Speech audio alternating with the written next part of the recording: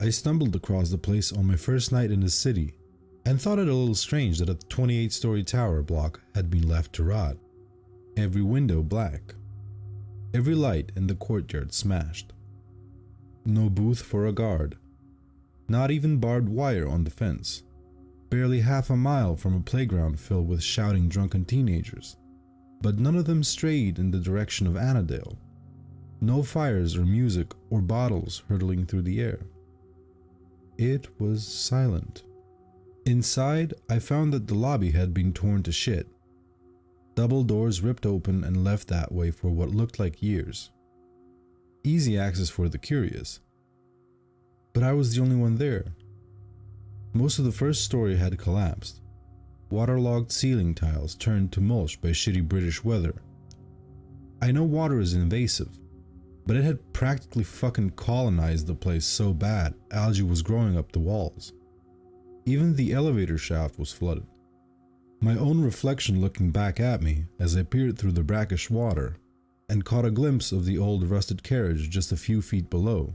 I couldn't help but think about standing on top of it, waist high, and reaching down to pull open the emergency hatch. Only natural to wonder what was down there. A little metal box soaking in pitch black water for years and years. I thought about pressing the button, calling it up and seeing the elevator rise in spite of all logic. An image I still think of from time to time. Meanwhile, the empty shaft loomed above, cables whistling in the wind. I've learned not to linger by it. If you look up, you'll sometimes see something ducking out of the way, pulling its head through the doors before you get a good look. It finds it awfully funny, even tries to make a game out of it, like peekaboo. Play too much though and it starts to pop up elsewhere. Any open door becomes an invitation. Sent more than a few people running for their lives in the middle of the night. But bad news for them. That thing is more than free to leave this place if it's a part of a game. If you ask about Annandale, most people just shrug or laugh. Kids will talk about it the same way they talk about any haunted house. Difference is, no one dares anyone to go up there. No one uses it to get pissed or high. No one sneaks into the basement to have a risky little fuck. No one hides their stashes there. It has all the hallmarks of your classic urban legend. Only people actually stay away. They'll laugh and joke and tell scary stories, but they treat the soil it's on like it houses a radioactive leak. And the council, I'm surprised they haven't knocked it down, but they, out of everyone in the city, have the most to lose by talking about it. They built it in the mid-50s as a government housing. Only a lot of the young mothers who moved in there found their children's health taking a turn for the worse. Started with newborns. Babies that wouldn't wake after a peaceful night's sleep. The kind of deaths that got written off as either negligence or abuse. Screaming teenage girls hauled off to prison on the words of doctors who didn't give a shit. It's always the mother's fault in some people's eyes, and these girls had no one to stand up for them. 2 in the first year, 4 in the next. And they kept on coming for every year until it closed. Wasn't until 1982 that someone traced the source of the deaths to tainted water storage on the roof. Toxic metals leaching into the supply. Not enough to kill an adult, but bad news for anyone with a weak immune system. 38 women had been in prison by then. Another 23 had killed themselves before they could be sentenced. And those are just the ones accounted for. Not all the deaths were from the water. Annandale has a way of being bad for any child's health, no matter the circumstances. More than a few toddlers starved to death as their parents rotted in the tub from an overdose. Even more were lost when they found their parents' stash. Little bodies racked with agonizing fits as their panicked mothers screamed for help. One tripped down the elevator shaft because the doors opened as if the carriage was right there. And those are the ones who were found. Plenty more went missing, written off as runaways. In the end, Annandale's reputation as a cursed place got so bad the only way out was to shut the whole thing down, board it up, erase it from the records. Pretend it never happened and just forget. But Annandale kept on killing even after the doors were officially shut. If anything, it only got nastier. Talked to one cop who told me he found a guy dead from sepsis on the 6th floor a couple of years after the place was shut down. No one could fucking believe it. They reckoned this guy scratched himself on a nail and caught gangrene like it was the 1800s. Never went to the hospital. Just laid there and died slowly and painfully as the infection spread. But not before he took every last bit of furniture in the room and shoved it against the door. Strange enough on its own, but it was the flag he'd made out of his clothes that freaked everyone out. He'd scrawled "help" on it. Like he wanted to get someone's attention down below, even though the lock was on his side.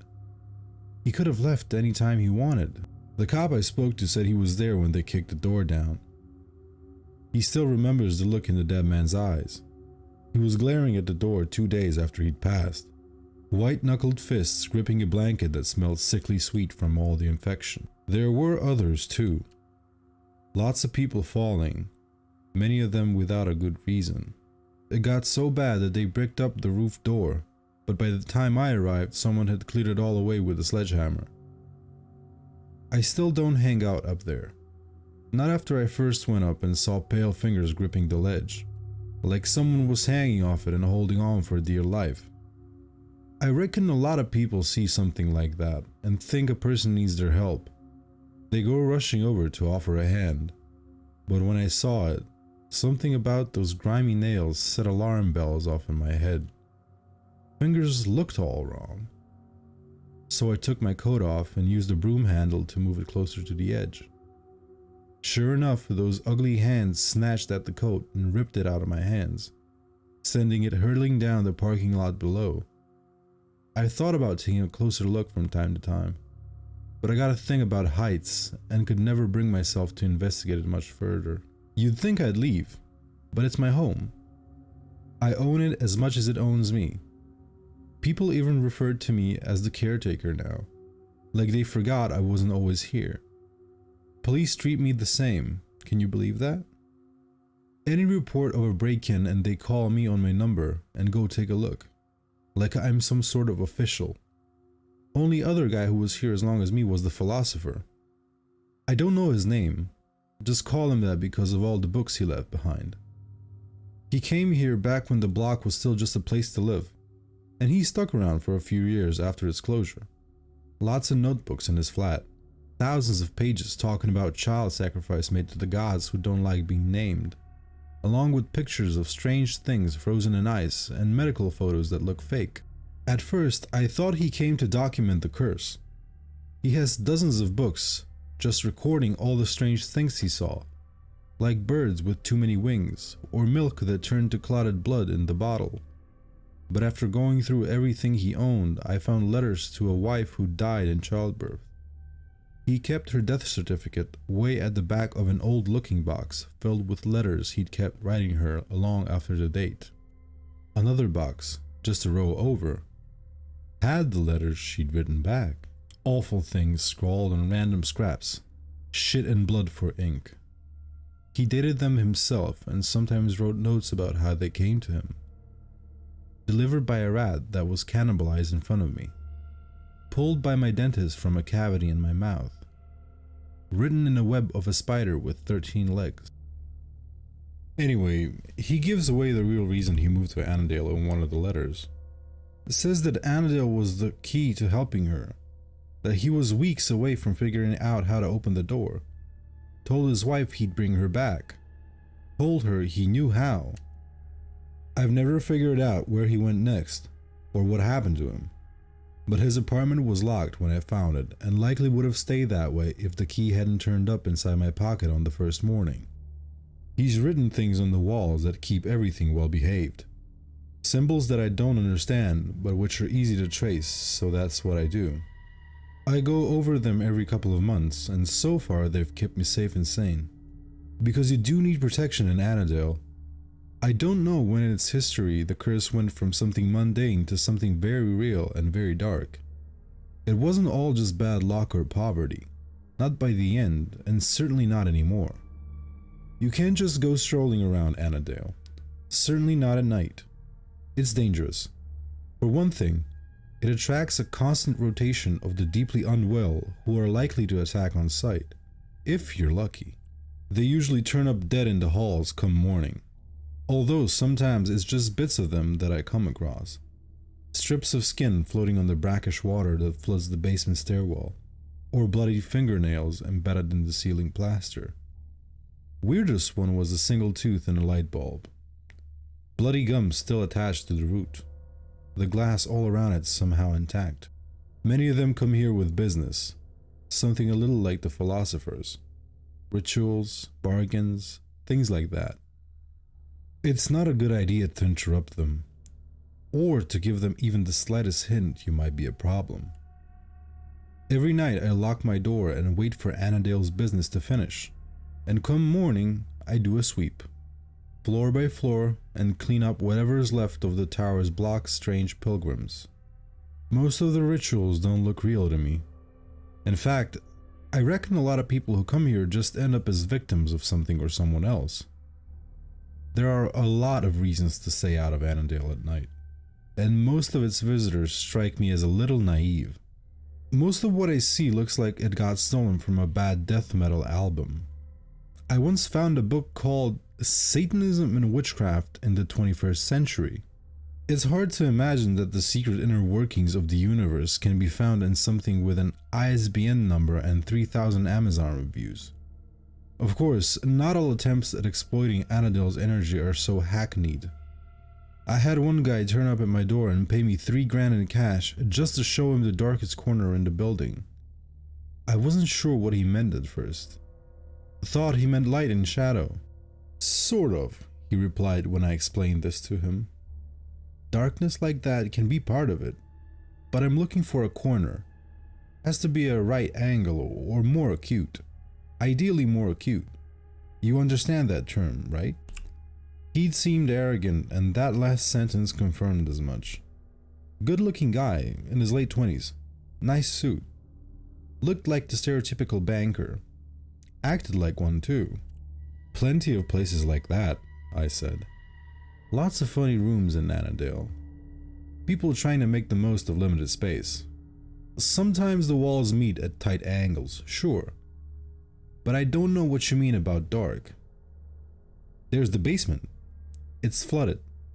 Can't think of anywhere darker than that. He bit his lip and hesitated for a second or two, as if he was actually contemplating it. Not a bad suggestion, actually, but no. Too difficult to reach. And I don't mean just dark as in the absence of light. I mean dark like under the bed.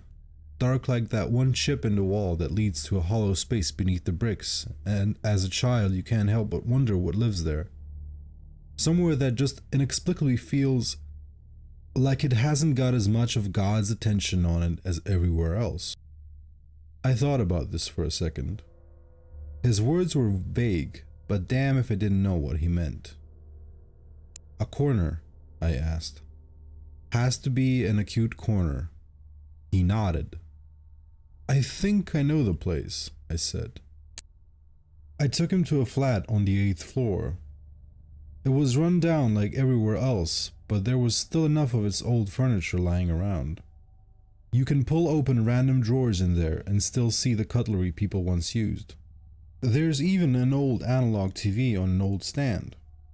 You can perch on what's left of the sofa and stare at the TV and get the feeling you knew the people who lived there once.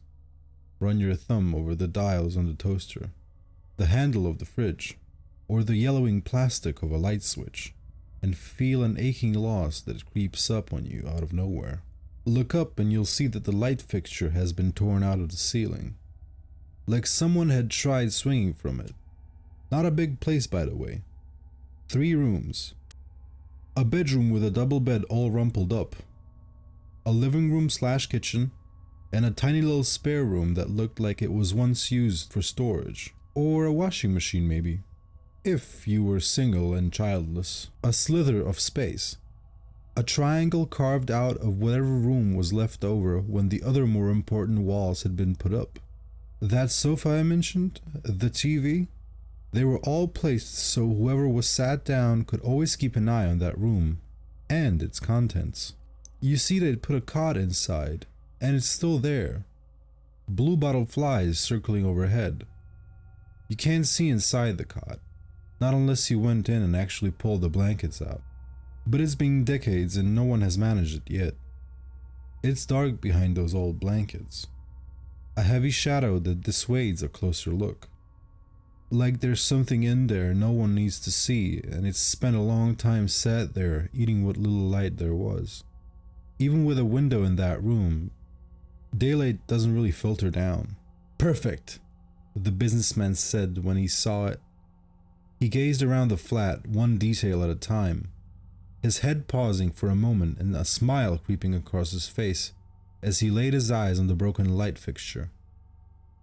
And the cot, the sight of it, the flies that still circled above faded Winnie the Pooh blankets. It made the breath catch in his throat. "Oh, yes, this is good," he told me. "Dark like under the bed. You've earned that money. I could have had a dozen men sweep this place and they wouldn't have understood the brief as well as you have. Thank you," I replied, even if that wasn't really how I felt. Quietly, the man sat down and began to unpack his leather satchel. No pentagrams to be found, although he did unpack 7 strange-looking candles. He caught me looking at them and smiled. "Homemade," he said. "Each one shaped by my hands. I'm not a good artist, but it's the effort that counts. Took forever to rend the wax. Of course, that was the easy part. The hard part was getting the fat to make it. Did you know there can be a surprisingly high level of security around a hospital's medical waste department?" "I didn't," I replied as he took out some flimsy bits of wood and a small set of nails.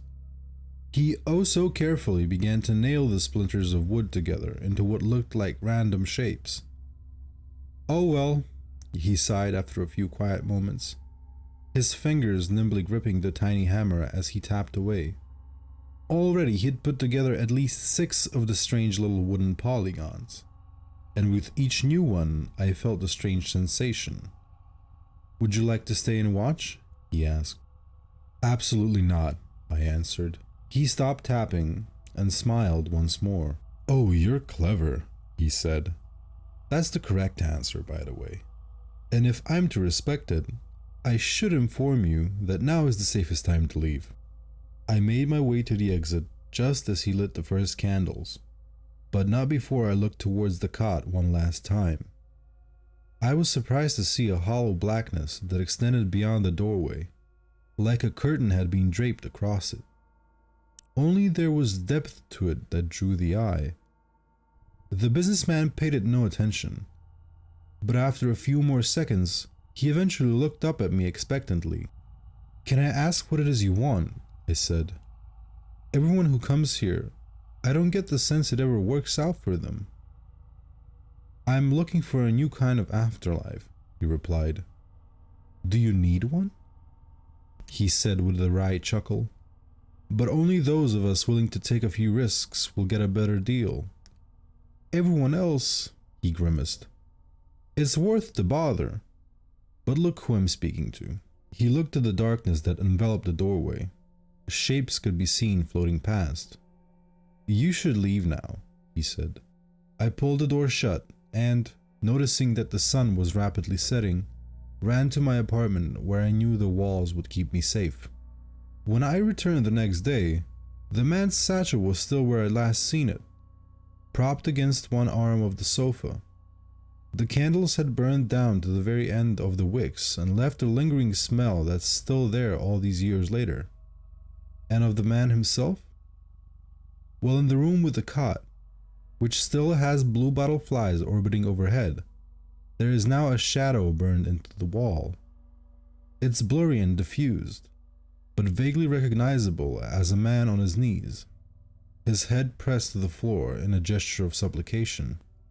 I've known it to occasionally move, to turn its head and look towards me, at which point my temples throb, my ears pop, and a darkness begins to encroach upon the edges of my vision. I never exactly considered the flat to be Disneyland before, but now I avoid it like the plague. Still, it could be worse. Not every ritual ends so cleanly, and at times I've had to personally intervene, something I hate bitterly. If people want to go poking around in the universe's undercarriage, that's their business. It's one thing if I've got to sweep what's left of them afterwards, but at least that's a one and done job. Sometimes it isn't so clean. One guy turned up and told me he'd be a new resident, my neighbor, and we'd get to know each other. A bumbling old man with an upper class accent, and the look of a professor who was down on his luck. He sat up in the room next to mine, and no matter how little I spoke to him, he never really got the hint and kept trying to act like a good friend. Few times I did initiate conversation, it was to tell him the place he'd chosen didn't have much in the way of protection. He pointed to some funny little rashes and told me they were his protection. Over the next few weeks, I'd bump into him from time to time, always on his hands and knees, scraping some dank corner or moldy pile of bumpy growths. He collected fungi, told me on the first day, and I'd often see him wiping his samples onto petri dishes that he whispered quiet words to whenever he thought I wasn't around. I don't think he was sane, but he probably wasn't completely barmy because he lived long enough to get a sense of Annandale and only come out in the day. Meanwhile, his apartment filled up with a growing collection of chittering terrariums and pickle jars, their specimens hidden by murky fluids. All over, he planted and cultivated strange mushrooms and molds, encouraged them to soak up the darkness of Annandale, and set them to grow in the rife conditions he'd cultivated.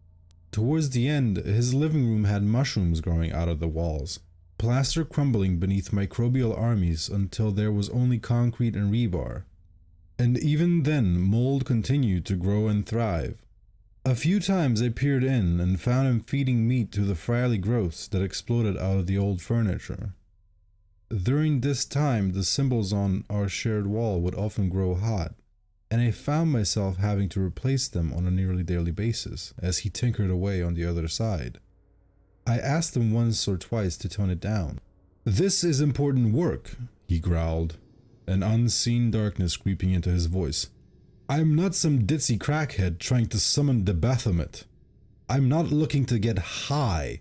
This is science. Progress. That is what I'm working towards." "Yeah, well, your progress is trying to eat its way into my flat. Can you ask it to stop?" He stopped, frozen mid-gesture like I'd said something either profoundly stupid or insightful, or likely a bit of both. He looked at the rashes on his arms that had, by now, started to sprout some of their own strange fruit. When he finally spoke again, it was sly, like a lecherous old man propositioning a nurse. "This fungi," he said, "they had samples of it in the university for 30 years. Can you imagine? They never even realized what they had until I found it and unlocked its potential. Now I've finally found the source and I can do things no one else thought possible. This entire time, my thesis has depended upon the idea that the fungus has a capacity for information processing way beyond anything we've considered before. And your idea is a good one, you know?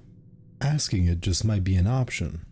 He scuttled off without another word, and for the next few days, he set about the building like a furious little honeybee in spring, poking and prodding, setting trap after trap and cleaning them vigorously of any rats or mice he caught. When I did my morning sweeps, I'd find him hovering over Annandale's latest victims, scraping what was left of them into transparent bags for his own purposes. "Don't mind me," he'd mutter. "It's worthless to you, but these poor souls could help me achieve great things." This persisted for another month. He no longer scrapped mold or mushrooms of all departments. He became interested only in meat, and by the time it came to an end, I can confidently say that I have never smelled anything worse than the prickly, musty odor that wafted out from under his locked door. It became so bad that I began to wonder if I might have to ask for police help and have him removed when finally he simply disappeared from Annandale's halls. One morning he was there, annoyingly shooing me out of the way as he lowered jars into the flooded basement, and then the next he was gone, and Annandale's halls were silent once more. But that didn't mean he had moved out. Far from it, actually. It took 2 days before I decided to just go ahead and break his door down. I kicked at it with a short, sharp blow, only to find my leg immediately disappear through wood that had the texture of sodden cardboard. I freed my foot and tried a different tactic, grabbing the handle and pulling so hard that it simply popped right out of the rancid wooden frame. Free to move, the door swung open with an eerie creak and fetid air, hot and damp, blew out of the room. Inside, I found that the man's specimens had gone wild. Terrariums had shattered, their contents spilling outwards. Frogs as large as footballs glared at me from behind furry fronds, and insects with human eyes scuttled away before the amphibians could snatch them up. In one corner, rats had built a hive out of old cardboard, their backs covered with fungal growths that resembled human fingers and other appendages. In another corner, something that looked a little like a black rubber sheet slapped furiously at passing vermin, and it took me a few seconds to realize it was a slime mold. When it finally caught something, it dragged the strange creature squealing into the dark corner where it grew and constricted around its meal like a fist. I stared at it horrified until one by one black orbs unveiled itself from within the strange mass, and I realized it had eyes to stare right back at me. It was a cacophony of god-awful terror, so gripping that it kept me from hearing the muffled noise of a human struggling to speak. Eventually, it did reach my ears, and I used my torch to light up the far wall without having to actually step inside. I found the scientist half grown into the wall.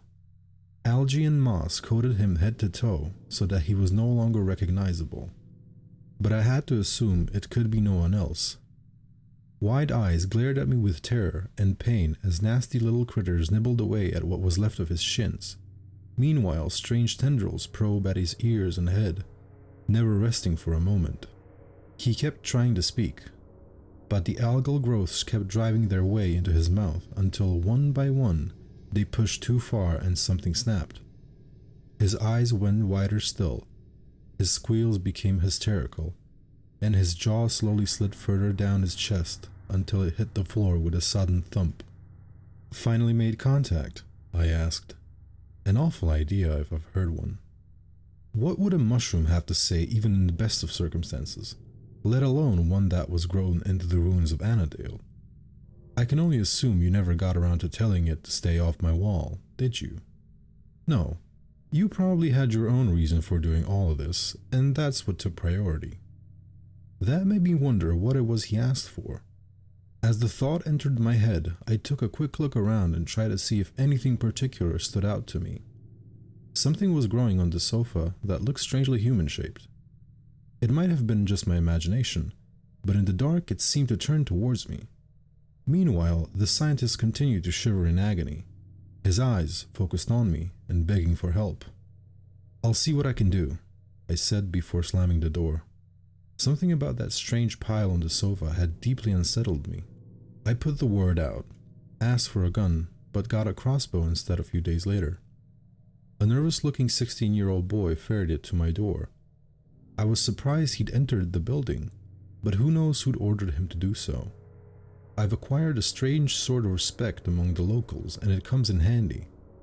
This boy looked like he would have stomped on my head and robbed me blind any other day, but when he spoke to me, he did so with more respect than I ever imagined I deserved. I thanked him, took the crossbow, spent an afternoon practicing with it, and then used it to kill the scientist the next morning. Took a few hits, but in the end, one thumped into his forehead and shut down his whimpered moans. I didn't see anything on the sofa this time, at least not anything human-shaped, which I was thankful for. After that, it was a simple case of calling the police and beginning a long chain of events that ended with half a dozen men in hazmat suits spraying the room with noxious chemicals. For a while there, I'd been worried that they'd find the corpse and ask questions, but by the time anyone actually entered the room, there was nothing left of the scientist save a splotch on the floor. I never did figure out exactly what it was he was after, although it is not uncommon for my morning sweep to turn up a body, or part of it, covered in fungal growths. and I have been known to occasionally catch glimpses of a strange person lowering themselves into the floodwater of the elevator shaft. Of course, I might just be making connections that aren't really there. All sorts of things live in that water. The entire level is flooded, and if something was down there, it'd have free reign over quite a large space. It's a strange world down there. I should know on account of one visitor who gave me a very bad time. I'll call him the fisherman, since he came to Annandale because of the flooded basement. Saw a photo that's been circulating around for a while now, if you know where to look. God knows who took it and how, but it shows the flooded stairwell leading to the basement, and beneath the brackish surface is a hand that's all out of proportion. Fingers splayed with perfect symmetry like a starfish. It is reaching up out of the depths and resting gently on the third step below the water. When I first met him, he was sitting happily with his feet over the edge of the flooded shaft, water up to his knees, with a rod and line set up beside him. It was quite a surprise at first, seeing him there with a little fly fishing hat. A chubby but healthy looking man in his 40s, with an egg mayo sandwich in one hand and a phone playing Candy Crush in the other. I called out to him as I approached because, in my experience, startling someone in Annandale is bad for your health, no matter how sane the visitor appears. He looked up when I caught his attention and smiled amiably. "Hello," he waved with his sandwich. "You're the caretaker?" "Yes, I am," I answered. "And you are?" "Just a tourist," he smiled. "Care to join me?" The sun had risen only moments ago. "You weren't here when it was dark, were you?" I asked, more than a little suspicious. "Oh no, you've only just caught me. Been here barely 10 minutes before you showed up. I was told you'd be willing to help in exchange for a small fee." "What sort of help?" I asked. "Oh, just give me a nudge if any of the lines start moving," he said while pointing to a rod he set up beside the basement stairs. The door was propped open and the line led down into the darkness below, water gently lapping just out of sight. Another line had been set up in a corner of the lobby, where the floor had been torn away, revealing a hole straight down into the basement. I can't keep an eye on them all at once, you see. I have bells ready, but, well, 2 heads are better than 1. "What is it exactly you're hoping to catch down there?" I asked. "Are you familiar with the primordial ocean?" he said. "The abyssal waters that God split into light and dark, all that? It's not a physical location per se, but it does connect to certain bodies of water depending on the time and place. Last recorded manifestation was in a glass of old whiskey underneath a forgotten bar in Mexico City. Some poor fellow knocked it over and didn't notice until the following day, when half the bar was suddenly underwater. Quickly rectified, but some of the things swimming in that water were something else. And all that from the bottom of a glass no wider than my wrist. Imagine what we can do with this," he said while gesturing at the water by his feet. "You think there could be fish alive down there?" I asked. "At least," he replied. "I'd be willing to pay for any reliable information, of course. Do you have any idea what might be down there?"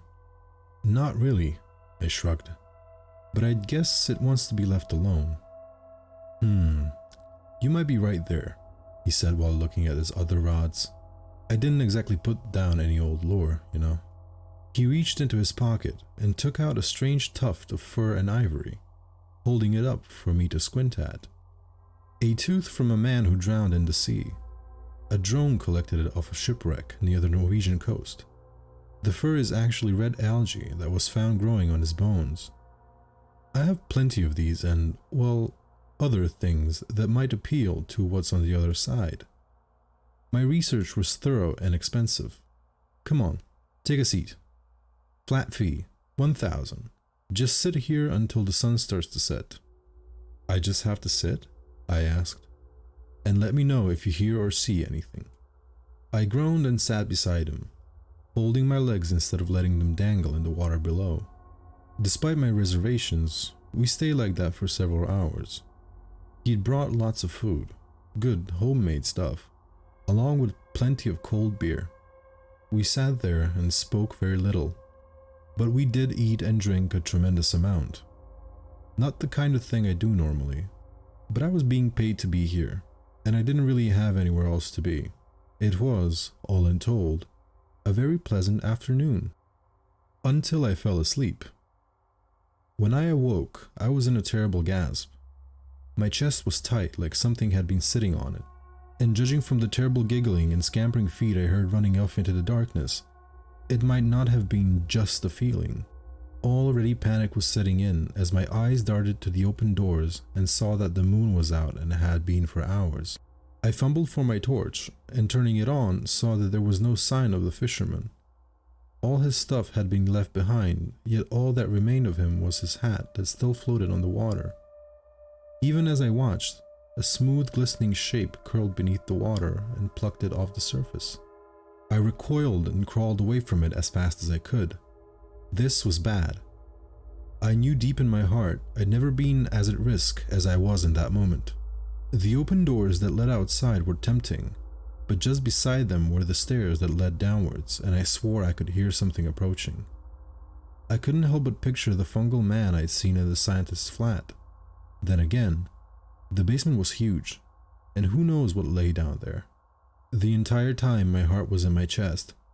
I had never been caught outside my room at night, not since my first night where I'd sleep in the lobby with my coat pulled over me.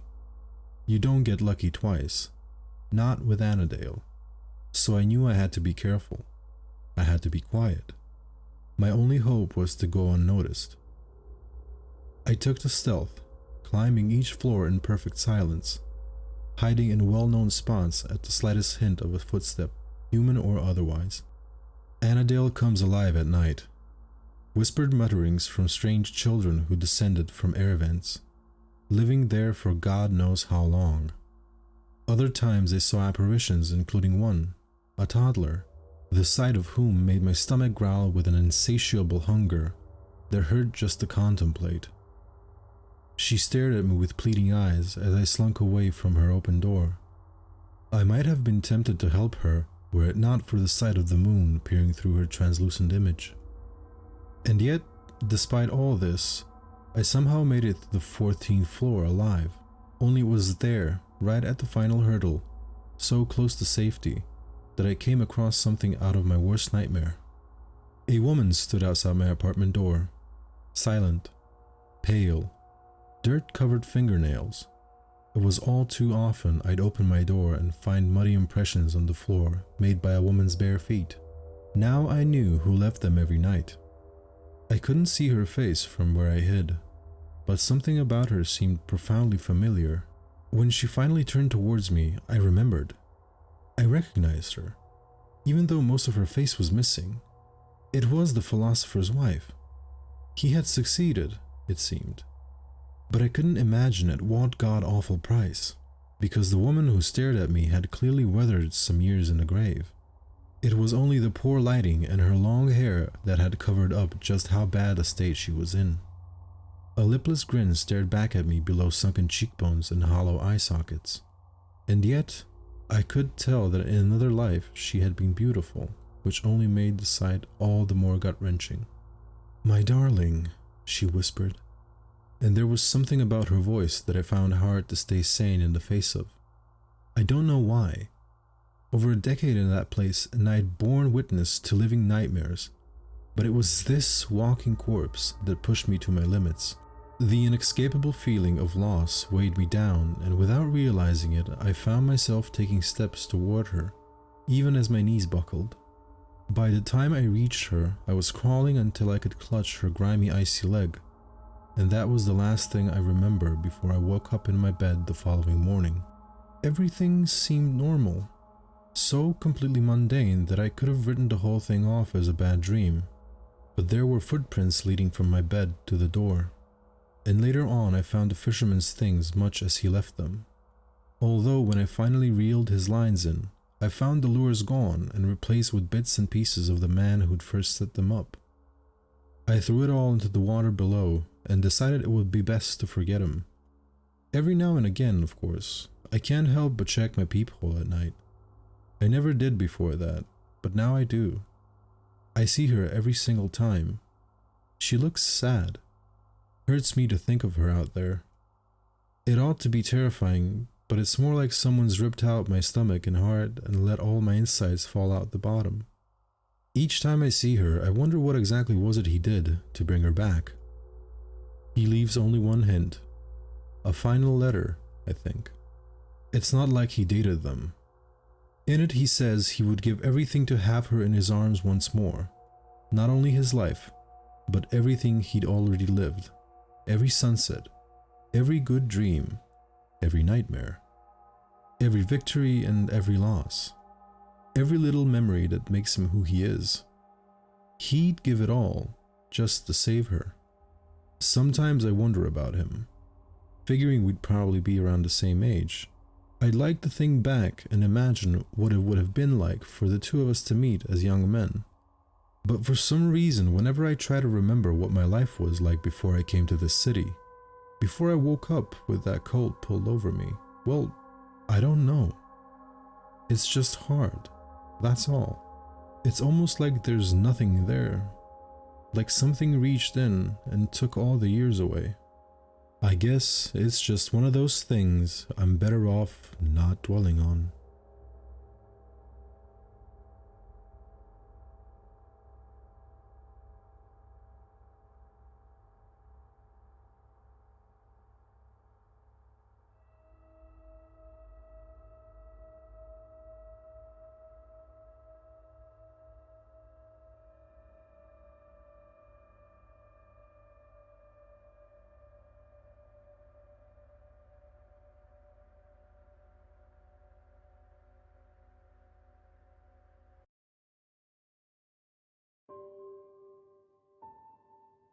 I have to find out, Marie.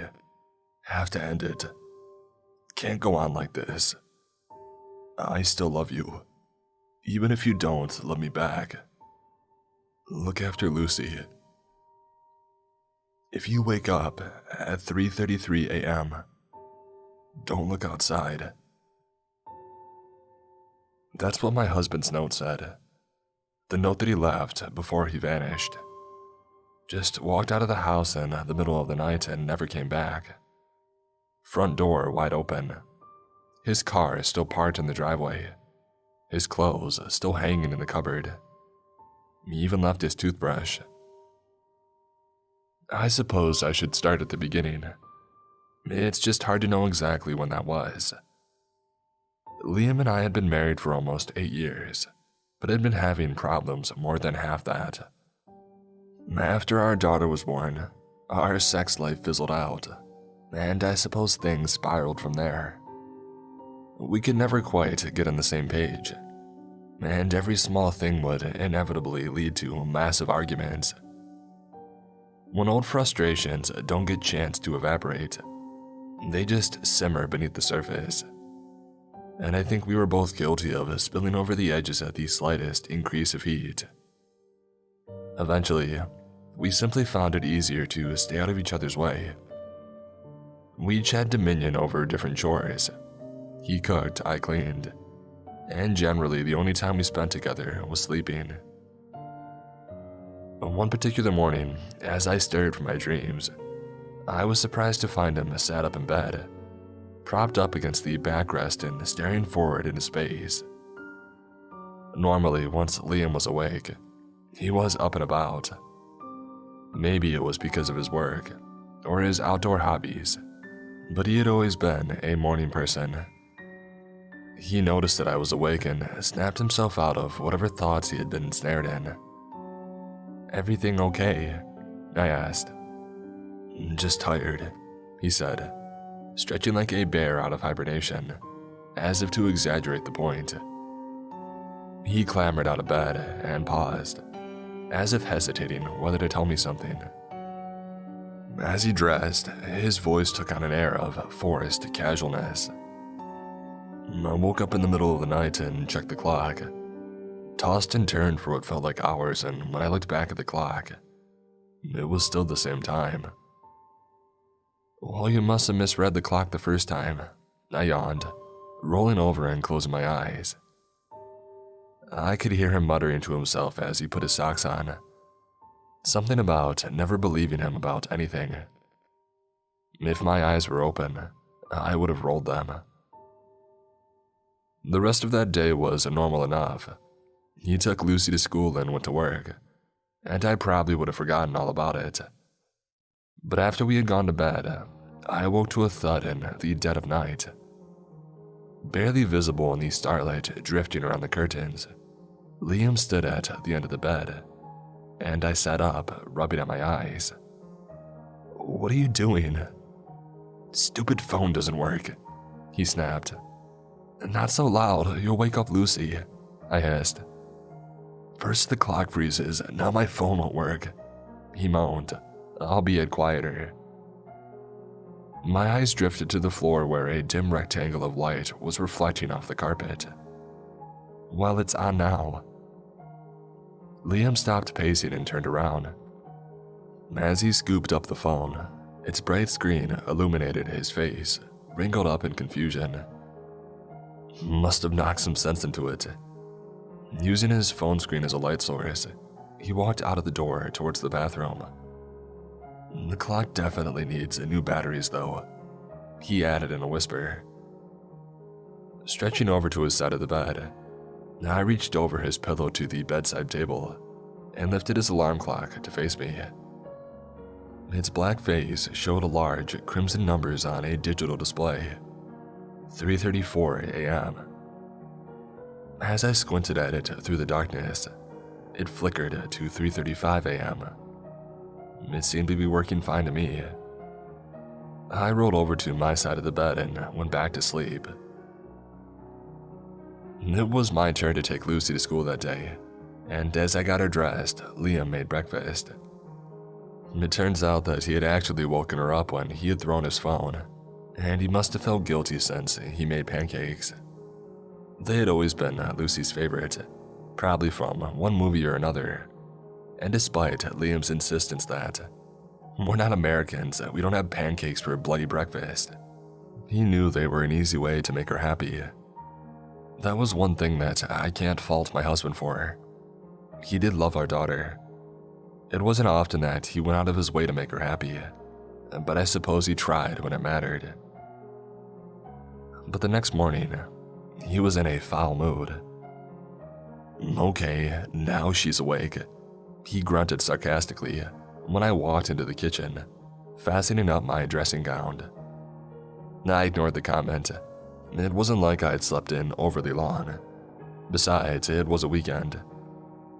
I braced myself for a tense breakfast, sat in frosty silence.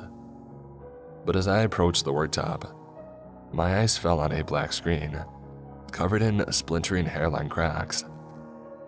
"What happened to your phone?" "It stopped working again," he said, ruffling his newspaper.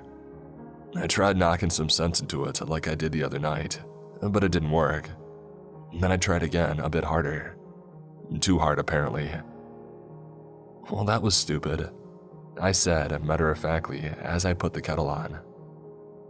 Liam didn't say anything. He just folded up his newspaper, threw the last dregs of coffee down his throat, and left the room, probably more mad at himself than me. If he had been mad at me, he would have shot some comment back. He always did like to have the last word. His voice took on a sugary lilt as he bumped into Lucy in the hallway. "Morning, darling. Didn't wake you up again last night, did I?" "No, Daddy." I suppose I did find it a little strange that my husband had managed to smash his phone without waking either of us. But those thoughts were drowned out by the sheer idiocy of it. With both of us in a mood already, we avoided each other as best as we could. This was always a little bit harder on weekends, and just before we slept, we ended up bickering. "What's that?" I asked, as I saw him place something under his pillow. "A torch."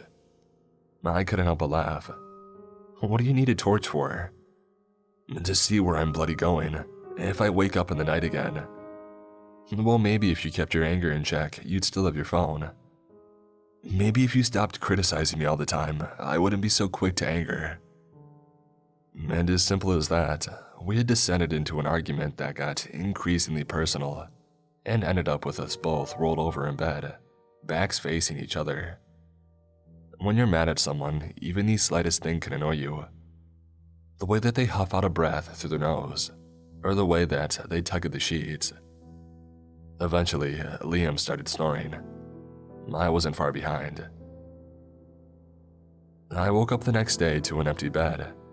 I had assumed my husband would still be in a mood with me, but when I found him that morning, he was completely oblivious.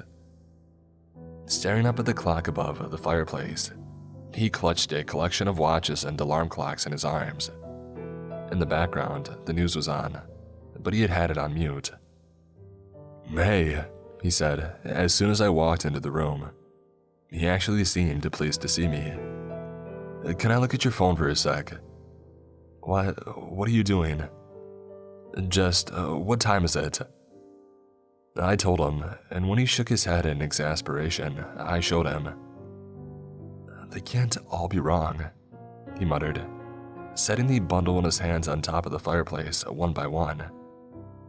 He left the alarm clock until last and grabbed it with both hands, raising it into the air to examine. "What are you doing, Liam?" I asked sleepily, making a point of taking my pink watch from his collection. "There was a power cut last night or something. I think there's been one every night. Even my torch didn't work." I shrugged. "The clocks have batteries. A power cut wouldn't stop them." "You're not listening," he said, shaking his head. "Even my torch didn't work. Nothing worked. That's why my phone wasn't turning on. I tried yours last night and it wouldn't turn on either." "You were going through my phone last night." "No," he said. "I was seeing if it worked and it didn't. Nothing did. Not the lights, not the fridge, not the watches. The only thing in the whole house that was still on was this clock." He raised the little alarm clock in his hands, and it was stuck on that same time, 3:33 a.m. "Are you sure this wasn't a dream?" "It wasn't a bloody dream."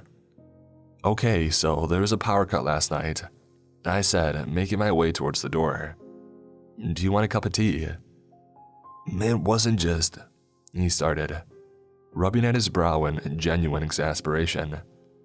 "Look, I was up for a while. At least an hour it had to be.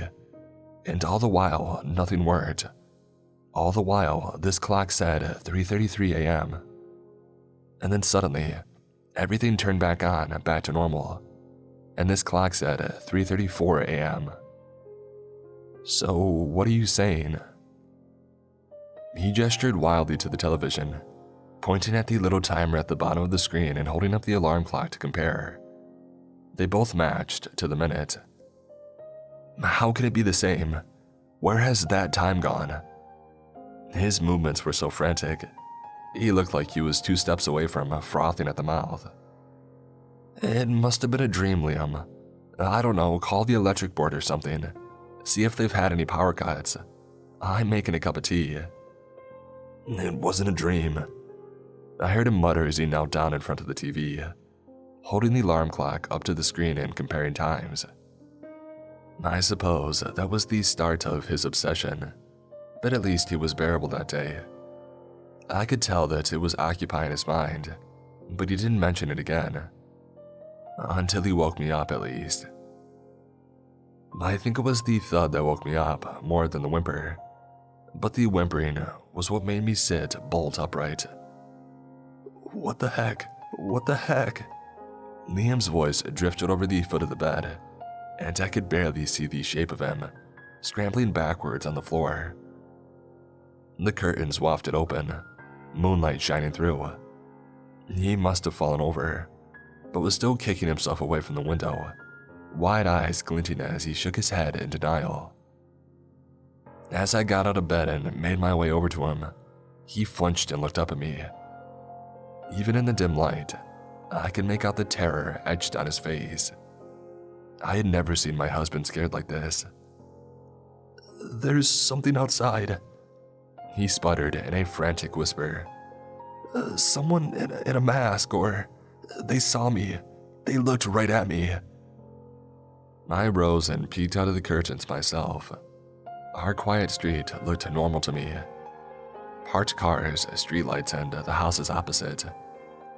I scanned around, looking for people but came up short. "There's nobody out there," I said, letting the curtain fall back. Liam clambered to his feet and shoved the curtain aside, getting his whole body in front of the window. He searched the empty street with both hands pressed against the glass. "I saw someone," he muttered. "I bloody saw someone." As I got back into bed, I glanced at the alarm clock on Liam's side of the bed. 3:35 a.m. The next day was my turn to take Lucy for school, and I didn't see much of Liam all that day, despite not going out of my way to avoid him. In the evening, I caught him fitting extra locks on the doors and deadbolts on the front and back. I had to bite my tongue and not say anything, but knew it would just cause a fight. Besides, we lived in an okay neighborhood, but maybe a little bit of extra caution wouldn't go amiss. What if Liam had seen someone out there, looking to rob us or hurt us? I stirred that night to find the bed empty. A quick glance around the room told me Liam was elsewhere.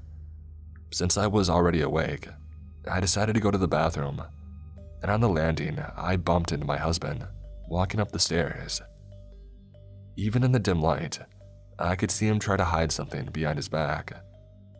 "What's that?" I asked before he could open his mouth. "Nothing," he muttered. I walked down the steps to see what he was hiding, but he twisted and grabbed my arm with his free hand. "Go to bed," he hissed. "What have you got? Is that a crowbar?" "It's nothing," he said, but dropped any pretense of hiding it now that I had guessed it correctly. The tool fell from his side, glinting in the darkness. "Go to bed." "You freaking psycho," I spat in disbelief, stepping away from him. "Well, it's a good job that I had it. Someone was trying to open our door. I must have scared them off." "What? Someone was trying to get inside?" "Yeah, I could hear them trying the handle." I had hoped that would have been the end of it, but I was sorely mistaken. Liam's nightly obsession only became worse and worse. He was tetchier than ever, snapping at the smallest thing. It was clear that he wasn't getting enough sleep, and if it wasn't for me urging him on, he would have been much later for work, if he went in at all. Not that I got any thanks for it. I became the object of his anger. What was happening was somehow my fault. I didn't believe him, and I wouldn't help him. "Wake me up then if it's so bad," I said one day. "Don't you think I've tried that? I've shook you, slapped you, but you won't wake up until it's over. Until he's gone." "Until who is gone?" I asked, cautiously processing what he was trying to tell me. He had slapped me. Subconsciously, I rubbed at my cheek. Surely I would have felt it if my husband had been slapping me in my sleep. Surely I would have a mark or even a bruise. Liam wasn't exactly a small man, but it also wasn't like him to hurt me. He could be a prick, sure, but he had never purposefully hurt me before. "Forget it," he muttered. The alarm woke me up, beeping in the darkness. As soon as I rose to turn it off, Liam's hand pressed it down to silence it. He was fully dressed and standing on his side of the bed. He had the crowbar clutched in one hand. What time is it?" I asked blearily, still half asleep. "You told me to wake you up. I can't do it once it starts, but maybe it'll work if you're awake before." He stalked towards the window and opened the curtain a crack with his crowbar, peeking through. "For God's sake, Liam." But I got up all the same. If it would keep him quiet and get him back to some normality, I would tolerate it. It was hard to believe that I found myself wanting the old Liam back. This new version was making me see how good we had had it before. 3:32 a.m., the clock read. Standing on the other side of the curtain, I pulled it open and peered outside. Nothing except our quiet road streetlights casting an artificial haze across asphalt pavement. A distant rumble of a car speeding along a connecting road, unseen. "So what am I looking for exactly?" I asked. Liam didn't reply, so I kept watching these streets outside. And watching, Shaking my head, I eventually pulled my head away from the curtain and turned to Liam. But he wasn't there. I looked around the room. He wasn't here at all. I had never heard him leave. A quick glance at the clock told me that it was 3:38 a.m. Deciding that it would be best to look for Liam before returning to bed, I crept out of the room. I eventually found him downstairs on the kitchen floor, hugging his knees and crying. Even despite my current mood for my husband, he looked so weak and fragile. I couldn't help but hug him. The crowbar lay on the tiled floor next to him. "I've made it so much worse," he croaked. "He's never got that close before." "What do you mean?" I asked quietly, wiping tears off his cheek. "Why did you leave the room?" "You wouldn't move. You wouldn't answer me. I thought for sure you could see it too. But it was like you were sleeping with your eyes open, standing up. I came down here and saw him, right out there." He pointed to the kitchen window. "I glanced over but couldn't see anything through the darkness." Liam swallowed and spoke again, hands trembling. "I opened the window to yell at him, to scare him off, but it was like he was sliding towards me, but fast, being pulled through the gap that I was making, pulled inside. He was almost touching the glass by the time that I slammed it shut. He was..." Liam broke off and began crying again. "Oh God, I've made it so much worse." As I looked at the kitchen window, I did notice something. It was whisper faint and fading still. I stood and made my way to the window. If it wasn't for our neighbor's security lights in the background, I would have never made it out. But sure enough, on the window that my husband said he had opened, was a faint smear of condensation. The kind hot breath makes on a cold surface. I wiped at it with my fingers, but it didn't come away. It was on the other side of the glass. As I watched it fade away, I tried to reassure myself. It couldn't have been breath marks from a person. It was too tall. They would have to be 7 feet tall or so to make marks like that. But it did unnerve me. Coupled with my husband's reaction, it was hard not to tremble a little myself. I led him back to bed, and we tried to sleep. Or one of us did at least. Liam just sat up all night. Just sat there, staring at nothing and shaking. The next day, I called the electric board to see if there had been any reports of power cuts in our area. Not for a couple of months, they had said. And then I called the non-emergency number for police to see if they had had any break-ins or home invasions around my postcode lately. They were reluctant at first, but eventually told me, No increased activity in your postcode, ma'am." That didn't leave me with many choices. The simplest explanation is often the correct one. And the simplest explanation was that my husband was losing his freaking mind. That didn't explain the fog on the window, but maybe that was just damp air or a trick of the light. Whatever the explanation, my husband's behavior was starting to get out of hand and was scaring Lucy. His eyes were constantly wild and nervous, as though expecting someone to lurch out of the shadows at any moment. He bought extra locks for the windows, security cameras, and even metal grills to fit over the downstairs windows. I drew the line at that. I was already close to taking Lucy and walking, and I told him as much. I hoped that it might snap him out of it, but all he said was fine. He left the grills off and installed the rest. That night, I made him sleep on the sofa downstairs and had restless sleep myself, drifting in and out. After a bit of tossing and turning, I wondered what time it was and I reached for my phone, but the screen wouldn't turn on. Frowning, I pulled myself across the empty bed and picked up Liam's alarm clock. I almost dropped it when I saw the time. 3:33 a.m. Scrambling out of bed and putting on my dressing gown, I tried the bedroom light switch, but nothing happened. Same in the hall. Was this Liam's idea of a joke? Was he so desperate for me to share his delusions that he had somehow turned everything off? That would be easy enough, I suppose. Flick the fuse board off and drain my phone battery without me knowing. What stumped me was the bath taps. When I turned them out of sheer desperation, not even a drop of water dribbled out.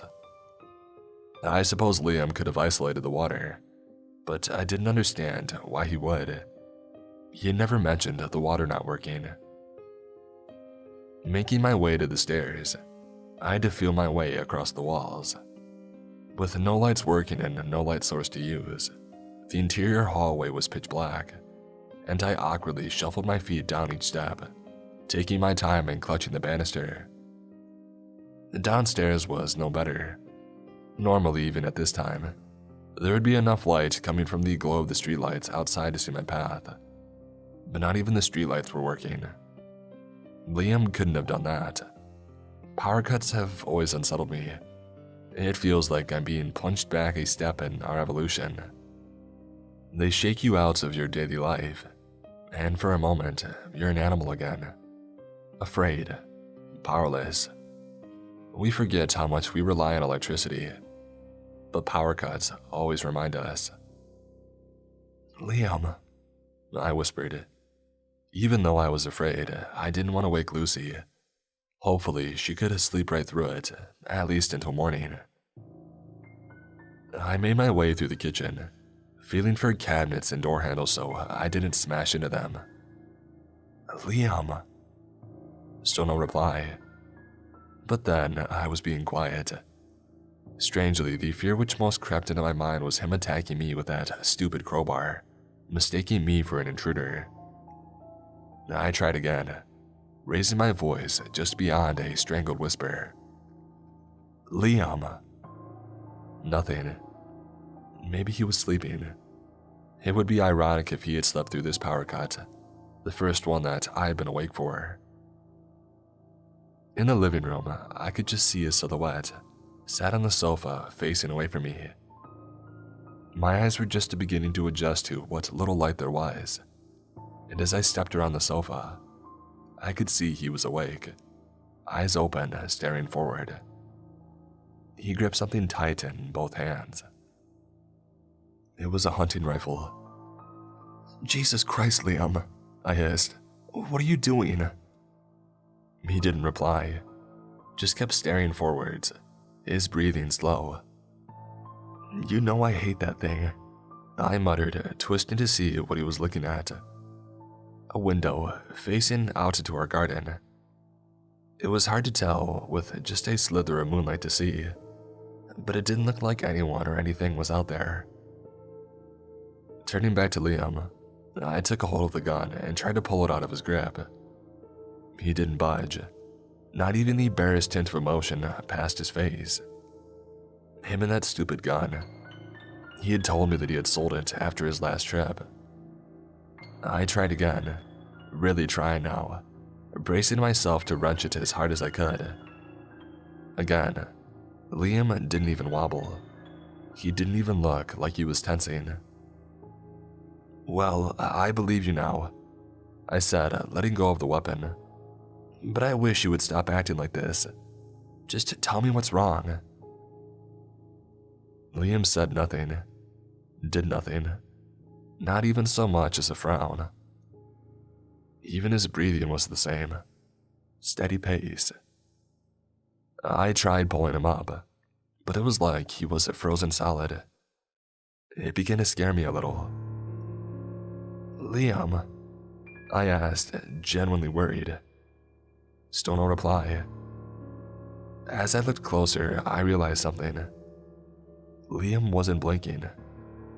I took him by the shoulders and tried to shake him, but he didn't even wobble. It was like trying to push a wall. And that's when I remembered what he had said the time he had woken me up with the alarm. It was like you were sleeping with your eyes open. His words echoed in my mind, and a thought gripped me. One way to test if he was pretending. I raised a finger to his face and slowly, carefully brought it to his eye. My finger pressed into the white of his eyeball, wet and squishy. Liam didn't so much as blink. I took an involuntary step back and clasped a hand over my mouth. Liam's body was here, but he wasn't. Sleeping with his eyes open. Comatose. Collapsing on the chair in front of him, my mind raced. Was this what he had been going through? Every night. Trapped in this place where nothing worked, alone. He had said it felt like hours. Surprisingly, that gave me some comfort. I could just wait. I could just wait until it was over. So that's what I did. I sat in that chair and tried to go to sleep. But no matter what I tried, I just couldn't seem to drift off. Try as I might, my mind was awake. Eventually, I gave up. Just sat there, waiting, shivering in the dark. It did feel like hours had passed, and still nothing worked. Occasionally, I would try again, just in case, whispering to my statue of a husband with no reply. As I sat in that chair, willing time to creep forwards, waiting for the light to come back to the world, something else tickled the back of my mind. My husband had seen someone outside. Maybe I wasn't alone. The thought sent a chill down my spine, and my eyes darted amongst the black windows around me. Each one could be hiding someone. Whoever was out there, he had brought my husband to tears. I drew my knees up, clutching them for warmth.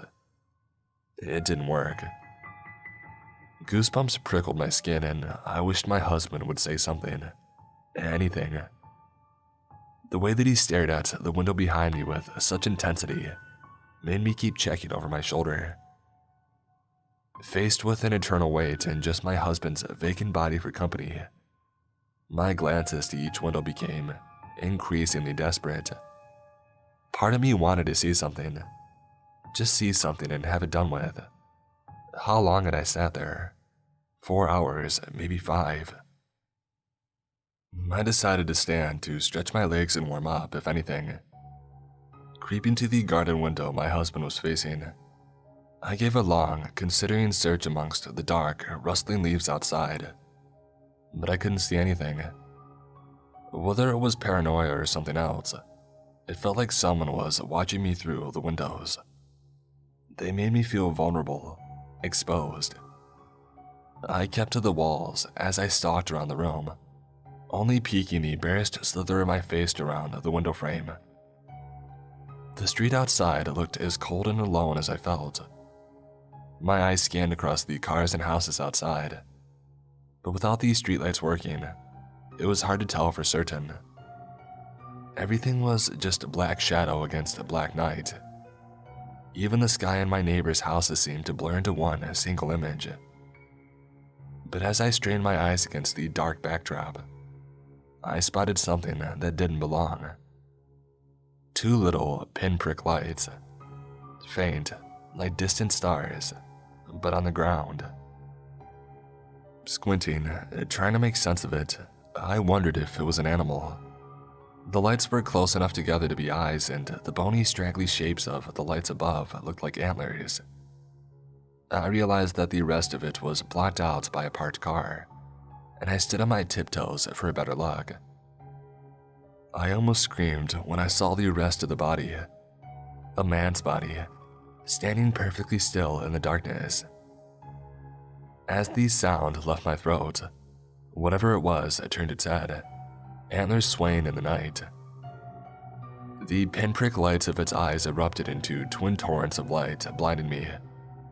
I threw myself out of view, hiding behind the wall, as a beam of pure light flooded the room, illuminating my husband on the sofa, still clutching his gun, still motionless. That light moved with intent, searching, and I ran. As I made it through the doorway, illumination splashed against the timber frame, my own shadow stretching in front of me. I twisted around the corner, almost slipping on the kitchen tiles. I couldn't grab the gun. My husband's grip was too strong, but I knew that he kept the crowbar upstairs in the wardrobe. As I ran up the stairs, the twin beams of light followed. Passing the hall window, white light passed around the curtain, matching my pace, light spilling across its edges as I ran. Even though the curtains were drawn, whatever was watching me knew exactly where I was. Throwing open the bedroom door, I prepared to dive for the wardrobe, for some slim chance of defending myself. In the dark room, my eyes snapped to the only light. Crimson numbers in the darkness. 3:33 a.m. Behind me, light splashed my shadow across the carpeted floor and I fell to meet it, too scared to scream, turning around expecting to see a figure with headlamp eyes and antlers towering above me. But it was just the hall light.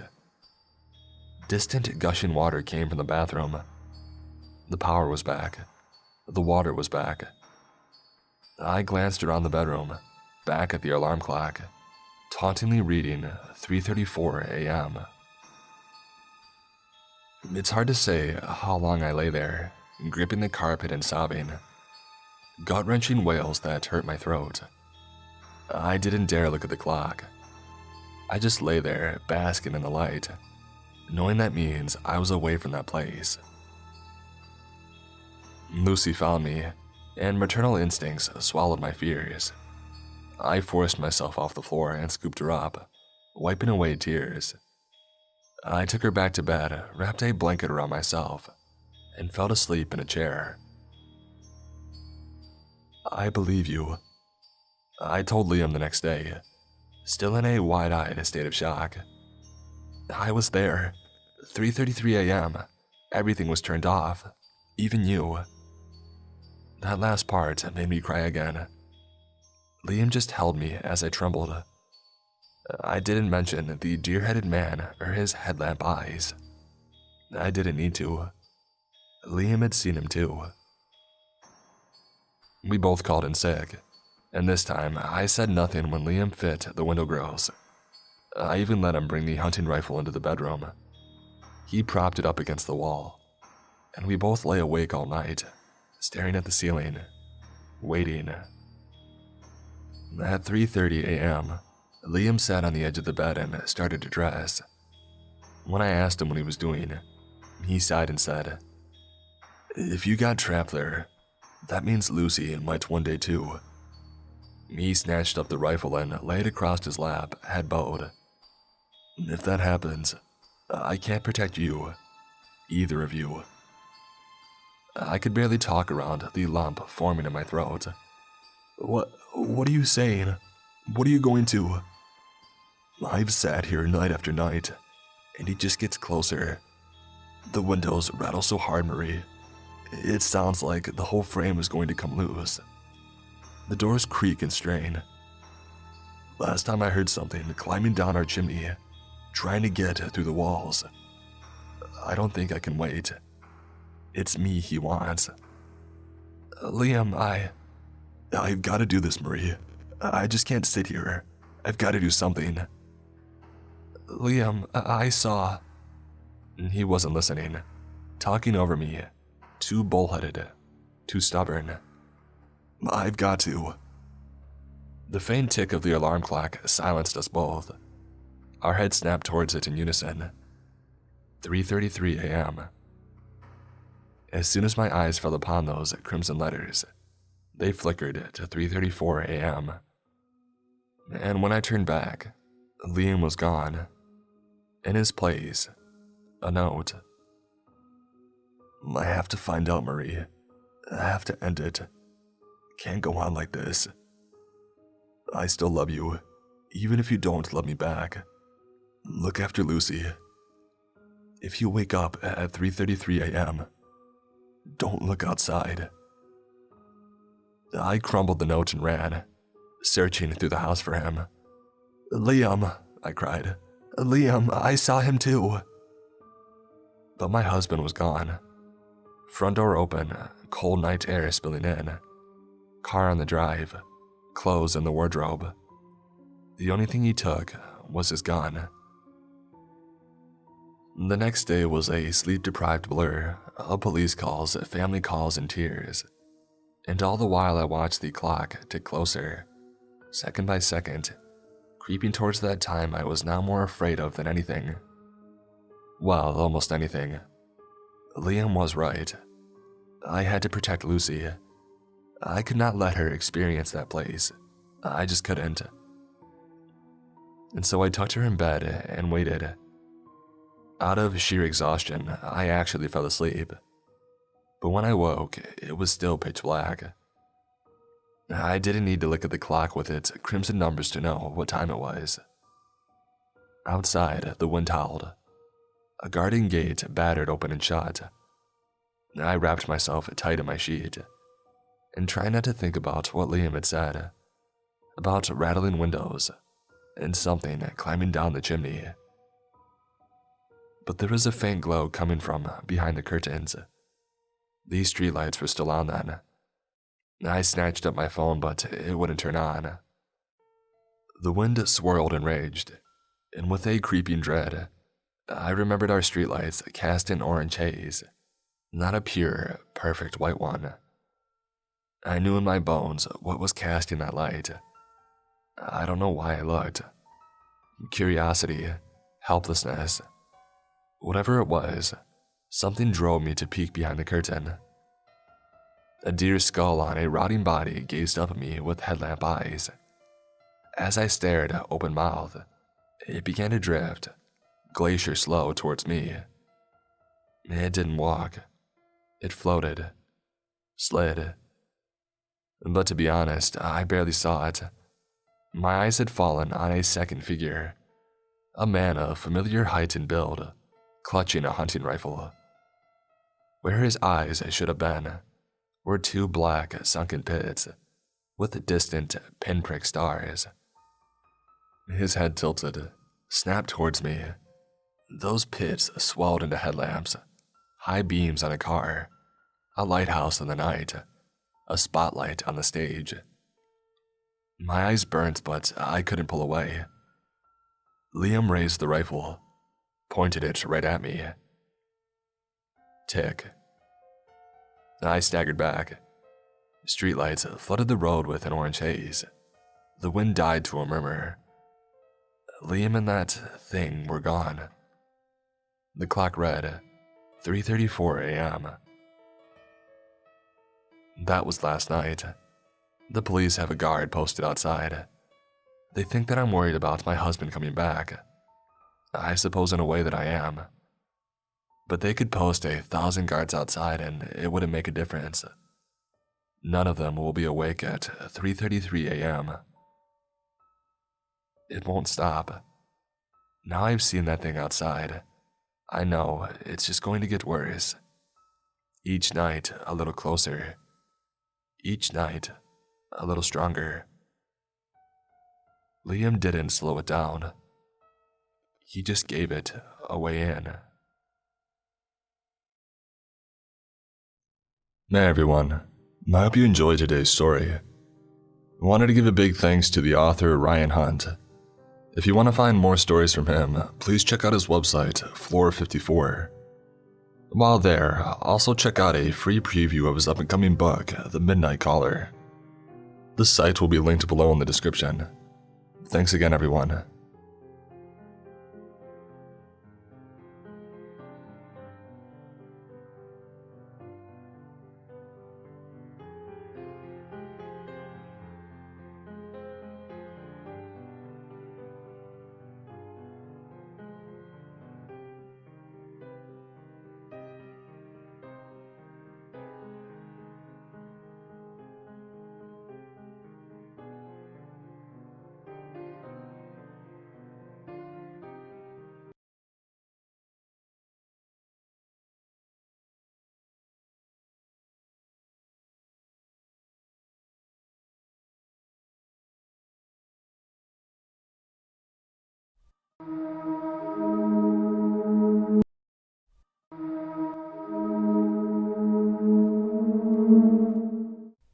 This story takes place when I was about 16 years old, and because of my living situation, at least twice a month I'd have to make a 2-hour drive from a city area back to my parents' house in a rural area. I'd say about an hour and a half of that drive was just country road with nothing but valley, corn, or some other crop on either side, with the occasional farmhouse or something you might think that people would go in and out of willingly along the way. Because of how used to this drive I was, I didn't think much of not having cell service or seeing any phone booths along the way. I mean, in all the times driving, nothing had happened yet, so surely nothing would happen ever, right? Well, in the middle of one of those drives back, while the night was slowly taking over as I was driving, I saw a flash of light in the distance. That was weird. Maybe just an anemic moment? Another flash. Well, maybe someone was coming this way and their high beams are wonky or something. And then another flash. Alright, something's wrong. I slowed down a bit as to not get blinded periodically and eased my car to the side of the road to try and figure out what was ahead. Further in the distance, I think I see a person. Actually, multiple people. My eyesight's well and good at this point in my life, so I was putting 2 and 2 together, getting close enough to realize there were 4 people on this country road, lined up across it as if to make a roadblock to prevent any cars from passing through. Another note to this is that I don't see any car around them that they could have come in or stepped out of. I don't remember any farmhouses or sheds nearby either. The rest of this encounter felt like it took place in the span of an hour because of my fear and anxiety, but it was likely no more than 5 minutes in hindsight. I'm driving maybe 10 miles an hour now as I'm getting closer and realizing that I'm definitely, without a doubt, approaching a line of 4 grown-ass people with huge, bright white masks on, staring in my direction. 2 of them definitely have bats, or some other distinctly long blunt objects, and one person is holding something that the flashes are coming from. I've seen enough horror movies and heard enough stories about crimes on road like this to think that in this moment, I only have 2 options.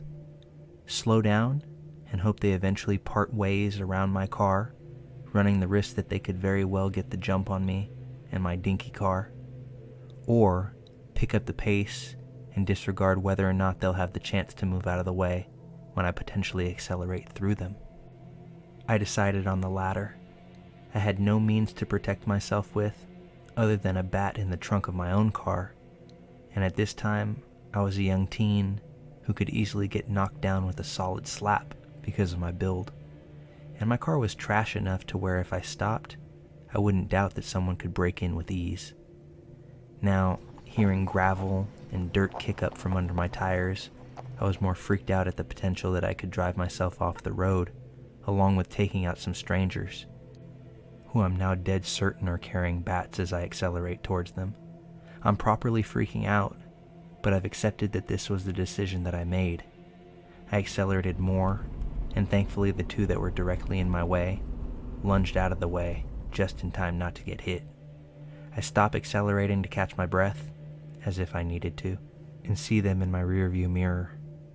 The 2 that didn't have to jump out of the way, for some reason are now hauling ass towards my car, as if they could catch up, and it became so real in that moment that there were people who were intentionally trying to get the jump on me in the middle of fucking nowhere, and probably not just snot-nosed kids trying to get kicks and giggles out of freaking someone out, but real adults trying to harm someone that came that way. I just focused on driving out of there as fast as I could. I focused on going forward, didn't turn the radio back on to distract me, and felt shaken by the experience in general. The most messed up part, honestly, was getting home and realizing that part of what I was driving on wasn't gravel. It was nails that were now embedded into my tires. Praise whatever God may be out there for me somehow having those sturdy-ass tires. I didn't tell my parents the full story about what happened, and they just assumed I was being reckless and someone was playing a prank with scattering those nails about randomly on the road. I told the story to some of my friends, and they told me I probably wasn't in any serious situation, and they were just trying to get a scare out of me, especially since being in a car was a pretty big advantage in the situation, which I can't deny. Still, creeped the absolute hell out of me, and I remember it every single time I drive down a road that looks any type of similar.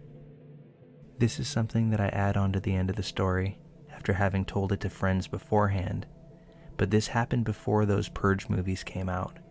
Otherwise, I would have definitely felt more comfortable saying it wasn't creepy and just annoying/bothersome. I still wonder where they came from though, since I very clearly remember there not being a car anywhere close by, nor any buildings around. I know that this experience was mostly in a car, but because of the proximity and near intimate relation between my car and an external human's body, it definitely felt like a personal creepy encounter, and I'll stand by that much. Also, given the potential of direct one-on-one human interaction, should I have slowed down enough. Had to tell this one to someone other than my friends, since they've mostly heard the story, and I just had a nightmare about it again just a night ago. I still don't know if I'm overreacting about the situation.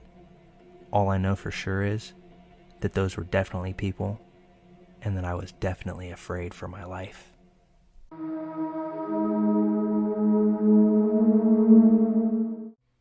This happened a couple years ago now, and there really isn't much to this story, but I often find myself wondering just what could have happened.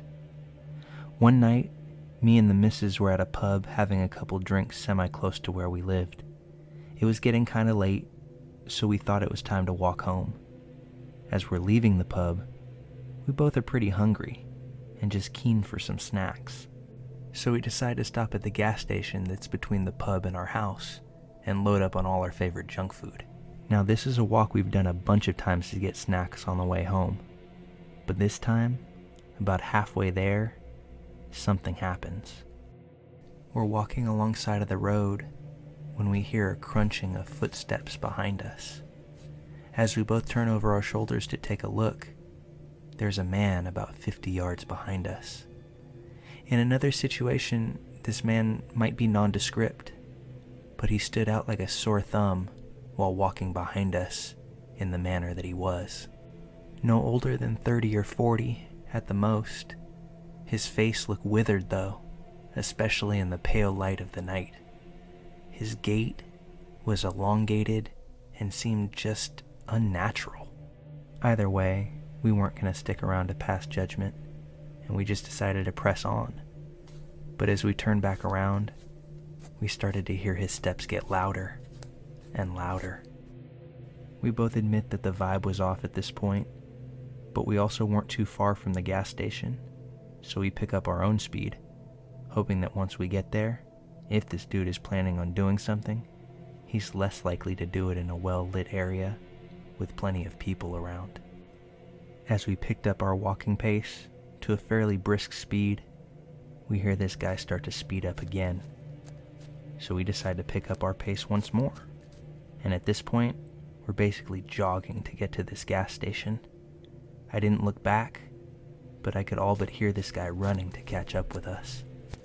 I say that to say that this section of road this guy was following us on is extremely poorly lit. Like, there isn't even streetlights for a large stretch of time. So we were supremely thankful to see the shine of the gas station lights as we get around the corner, feeling safe in its warming glow. We go in, still wanting to get those snacks, of course, and wouldn't you know that the guy follows us in, and he just stares at us the entire time we're in there. We do our best to take as much time as possible, hoping that he'd just give up on whatever he was planning and leave. Eventually, he finally leaves the gas station without buying or doing anything except for staring at us. We stop messing around at this point and go to the counter to buy our snacks. As we're leaving, we notice this guy is across the road, still eyeballing us, and waiting right where we'd need to go if we wanted to continue our walk home. We decided to call a cab at that point instead of walking. We were definitely getting a dodgy vibe off this dude, and I do wonder what he was planning. I'm pretty glad I didn't find out though, because he seemed determined on us. It was odd either way, and while it may not have been the creepiest thing ever, I'm just happy nothing bad actually happened.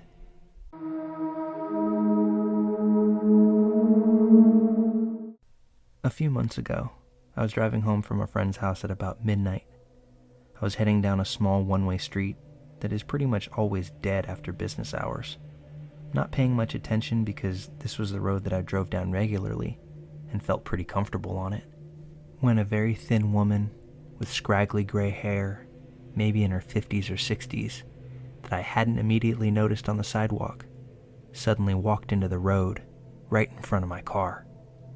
I hadn't been driving very fast, so I stopped to let her cross, although I wondered why she didn't wait for me to pass, as there were no cars behind me. She didn't cross all the way. She stopped in the middle of the street, then turned and walked right up to my car. She put her hands on the hood and leaned forward so she was locking eyes with me through the windshield. Her pupils were gigantic, her expression was angry, and she stared at me unblinkingly. She looked almost demonic. My reaction was pretty automatic. I started shaking my head and loudly repeating, "No, no, no," to try to signal that I didn't want to interact with her. She didn't move at all, and for a split second, I wondered if she needed some kind of help. But the look in her eyes and the way she didn't say anything put me completely on edge. I threw the car in reverse and lurched away from her. She stood up straight in the middle of the road, stared at me for a second longer, then turned and nonchalantly walked back to the same side of the street she had come from. I put my car in drive and hurried past her to continue home. As I peered in my rearview mirror, I saw that she had emerged back into the street, nearly the same position where I had seen her, but this time she had her hands over her head, almost in a howling position. Why? I have no idea.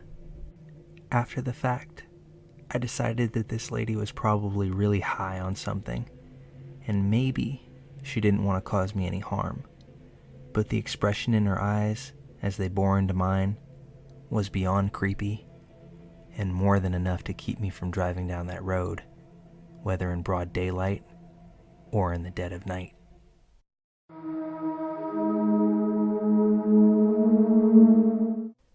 I live in a city located in a valley with a lot of smaller towns up in the hills and mountains around, so it's part of the local culture for teenagers and young adults to visit these smaller areas during the winter to drink, smoke weed, and hang out with their friends. My uncle bought a house in one of these areas, so eventually I decided to get the keys and spend a weekend there with 5 of my closest friends. The house has 2 big bedrooms with 3 beds in each and a lot of extra mattresses.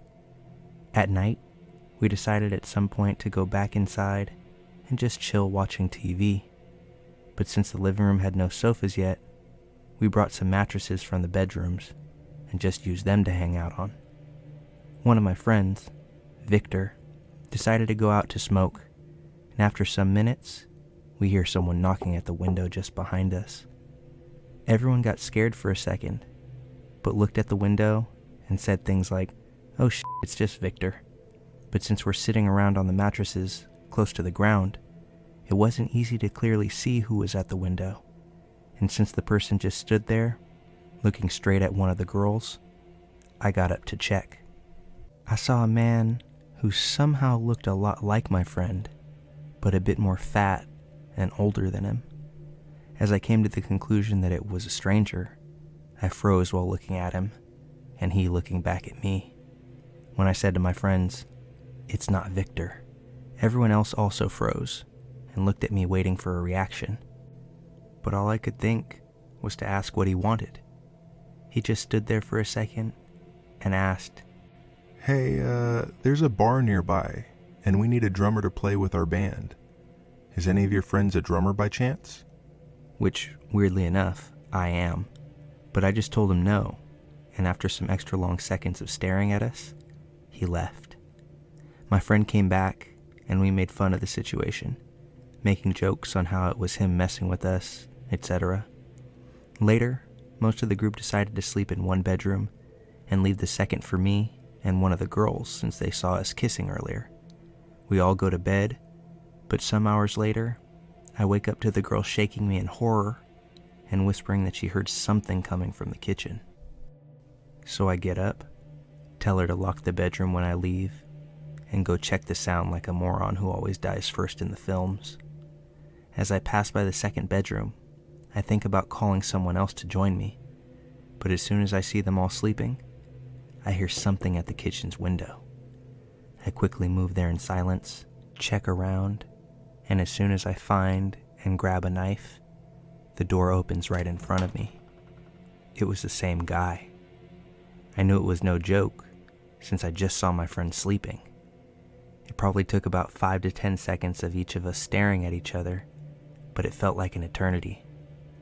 While still holding the door handle, he made a slow movement with the other hand towards something under his shirt, which was probably a gun or a knife, but I also lifted my hand showing him the knife that I had, so he stopped.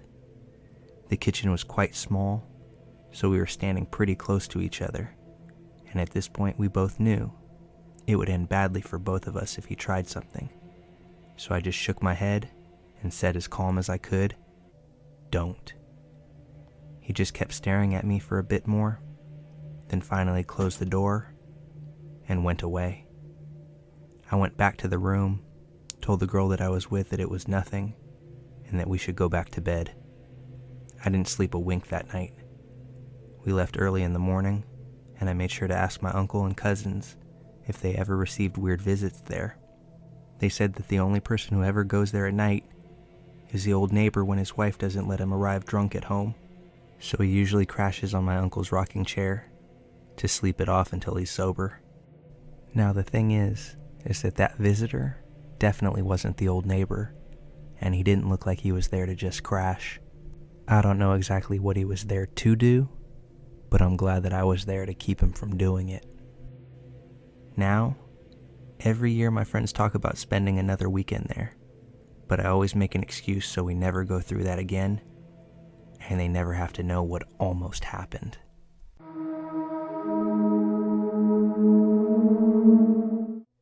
To give a little context to this story, I used to work at an apartment complex. As a result, I've had my fair share of creepy encounters.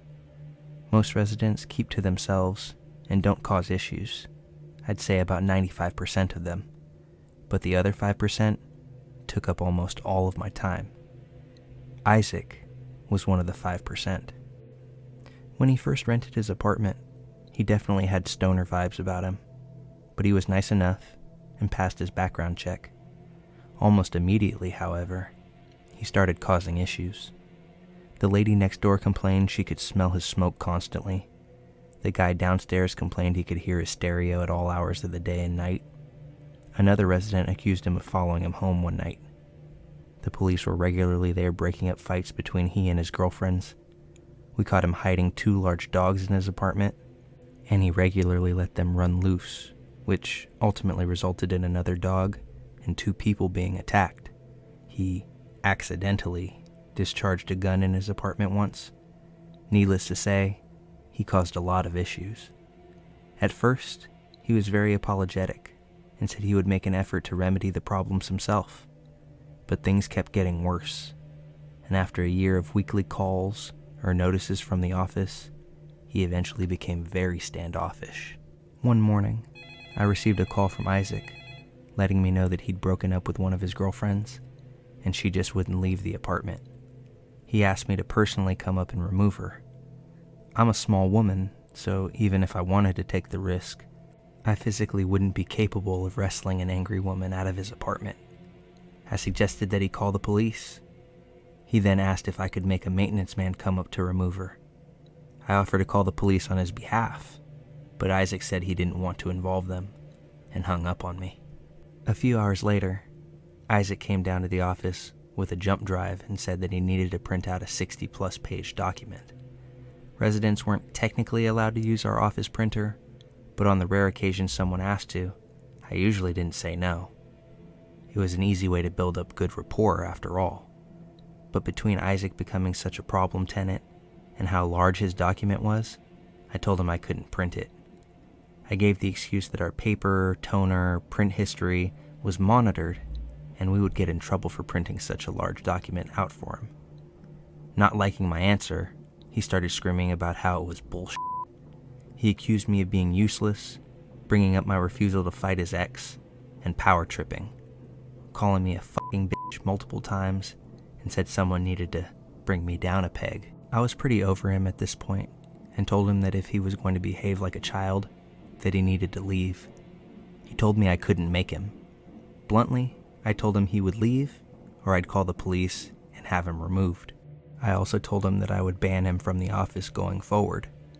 Normally, I tried to kill the residents with kindness, but his lease was ending in a week, and I just didn't care anymore. My threat seemed to work. He angrily knocked my pen holder over, then slammed both doors hard as he left. The following morning, a cop was waiting for me when I got to work. He asked if Isaac was a resident, and I confirmed that he was. The officer explained that the body of a teen had been discovered the day before, and Isaac was their prime suspect. He was the last person to text the kid, asking him to meet where his body was found shortly after the message. The police believed that Isaac had been paid to kill him, based on the timing of the text and when the boy was discovered.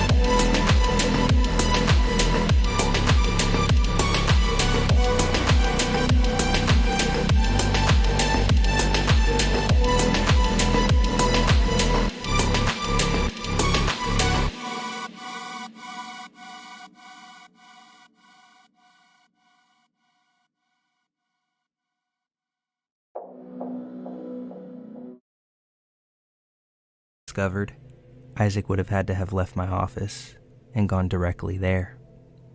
Ultimately, the police wanted to use Isaac's move-out day as an opportunity to try and catch him. To nobody's surprise, he didn't show up. When I walked his apartment to inspect for damage, and there was a lot, I found a bank receipt from the day of the murder.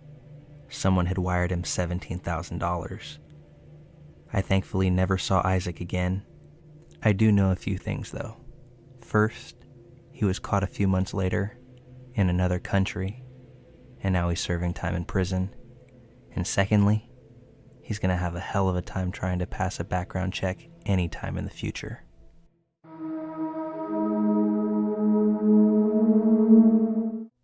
So this happened to me a very long time ago. I'm going to say about 35 years now. But it was definitely creepy then, especially when you add in what happened years later. I was in my early 20s and living at home while attending graduate school. I was dropped off home at night after a date with a man who later became my husband. My parents were in the living room with my older brother Eric, and I went upstairs to hang out with my two younger sisters, Sarah and Laura, in the room that they shared. The three of us, I'm sure, were talking about my date and other sister gossip, when suddenly there was a thump-like noise at the window. Sarah and I heard the noise, but didn't really pay attention to it. But Laura was closer to the window and walked up to it and opened the blinds. Suddenly, she screamed, and when Sarah looked at her and the window, we saw why. Staring back at us through the window was a man's face, on the second floor of the house, no less. Seeing this man, Sarah and I both screamed as well, and the three of us ran out of the room and sprinted downstairs, screaming that there was a man in our window. My dad immediately ran outside, alone, because my brother had some leg injury and was in a brace or a cast and was unable to join him. After a few minutes, my dad came back in and told us he didn't see the man or anyone at all, but there was a ladder laying on its side right under my sister's bedroom window. My dad called the police, who came pretty quickly and searched the area themselves. They didn't find much, though they did notice footprints leading into the woods behind our backyard. Unfortunately, they really couldn't do anything else to find the guy, though they did patrol the area for a while. Since it all happened so fast, and the three of us ran out of the room right away, we didn't get any sort of good look at the man. Not to mention, it was dark out. Thankfully, though, we never saw him again. However, about 15 years later, I'm now married and have 3 kids and live in a house not even 10 minutes away from the house that I grew up in. I work as a nurse in a hospital, and one day there was a horrible snowstorm. The roads were awful, and tons of cars were snowed in. Me and a coworker didn't feel safe driving, so we got a ride with another coworker whose husband was picking her up and had a nice van that was way better to drive in snow. Not far from my first coworker's house, we saw an older man, looking like he was in his late 60s, walking alone on the side of the road. Our driver pulled up and asked if he was okay. The man said his car was stuck in the snow, so he just decided to walk home since it was only about a mile away, if that. We nicely offered him a ride since it was so close, which he accepted. When asked where he lived, it ended up being the very same street that I grew up on. A bit of a ways down the road, since it was a long one, but still effectively neighbors. I commented on this, saying how I grew up there and my parents sold the house a few years earlier. He asked which house exactly, and I told him. He looked at me and said, "You lived at..." Wasn't that the house that had a man looking in the window? Taken aback, I said that it was. He replied, "Oh yeah, I remember reading about that in the paper." The thing is, it was never in the newspaper, and this was something that I knew as fact. The man looking in our window was never in the newspaper, or on the news, or on the radio, or anything like that. My feeling is, this man was the Peeping Tom. The man we were giving a ride home to was the same man who I saw staring into our window 15 years before. Now, obviously that could be considered quite the leap to make, but hear me out. First of all, it wasn't in the newspaper. That simply wasn't true. While it's possible this man simply misremembered how he heard about the story and assumed it was in the paper, I don't buy that for a minute. While it was extremely creepy and memorable to me and my family, was it really that memorable for a neighbor quite a few houses down to have it be the first thing he recalled about the house 15 years later? I don't think so. There wasn't any yelling or screaming outside of the house. There was no noise like a gunshot or fighting. The only thing that would be potentially memorable for a neighbor was the police being called. And even then, all they did was walk around. They didn't chase after the man or bang a door down. And again, this man in the car didn't even live next door. From his house, maybe he'd see a flashing light. But that's really it. I'm 100% convinced this man was the same man in our window all those years ago. I think me saying that's where I lived at the time gave him some sick pleasure, remembering what he did, and he wanted to see my reaction. Thankfully, I didn't have much of one in the moment, since I was so surprised that he brought it up. After he said that he read it in the newspaper, my only response was saying something like, "Oh, really?" And that was that. A minute or two later, we thankfully reached his house, and that was the last time that I ever saw that creepy man. I wish that I could say that I confronted him and pressed him for an answer, but I didn't. The thoughts I now have obviously didn't come to me in that very short window we were talking in the car, but after thinking about it later and talking to my parents, I was even more convinced. I asked my dad if he knew the guy at all, and all he knew was the guy's name and that he was married, at least at the time that we lived on the street together. Obviously, we couldn't exactly do anything about it.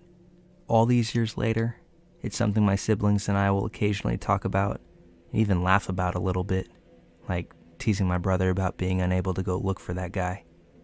Though it doesn't change the fact that it was genuinely a terrifying night. My sister Laura, who opened the blinds, was essentially face to face with him. Still to this day, she pins her curtains shut at night and refuses to look out windows after the sun has gone down. Telling this, over 35 years later, still gives me a bit of a chill, especially talking to that man 15 years later. If I'm right, and he was the creep, how often did he watch us through that window? Was this the only time, or just the final time? I won't say I'm happy he's no longer alive, since, as sure as I am, I can't really know it was him for a fact. But I certainly don't feel sad about it either.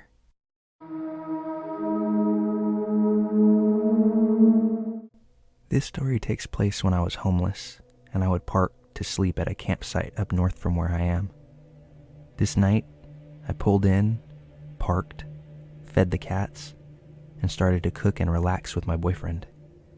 We had been there no longer than 20 minutes, when out of nowhere, flashlights appeared in our faces. 4 of them, all looking into the windows. I had assumed that it was park rangers going to ask me to move since the campsite was technically closed. I rolled down my window a bit and asked what was up, but apparently it was a family of 4, also parked and camping. They had a fire going and a dog, so I figured things were okay here, but there was a really weird feeling about it. We both ignored that feeling. My boyfriend decided to try and befriend them, so we got out to chat. They asked a lot of very pointed personal questions. Are you married? Do you live around here? Do you have any kids? But instead of the adults speaking, it was their 2 kids asking all of the questions. They spoke like adults, which made me assume maybe trauma was a real part of their lives. At some point though, the kids put themselves to bed, basically saying, "Mom, Dad, we're going to bed now." That really rubbed me the wrong way, but whatever, it just got worse from there.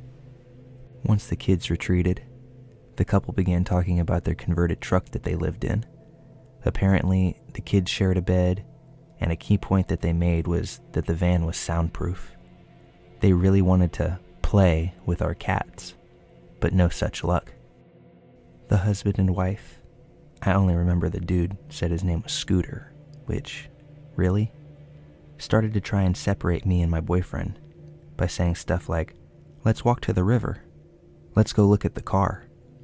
They were really interested in hearing about any injuries that we had, and at some point they started letting the fire go out and attempting to stand behind us a lot.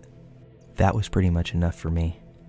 My boyfriend and I simultaneously stood up, leaving a few things behind, and got in the car. We started it up and just talked like, what the f***? It took all of 2 minutes for the woman of the couple to walk up to our car and ask if we were leaving. We said no, obviously, and that we were just cold.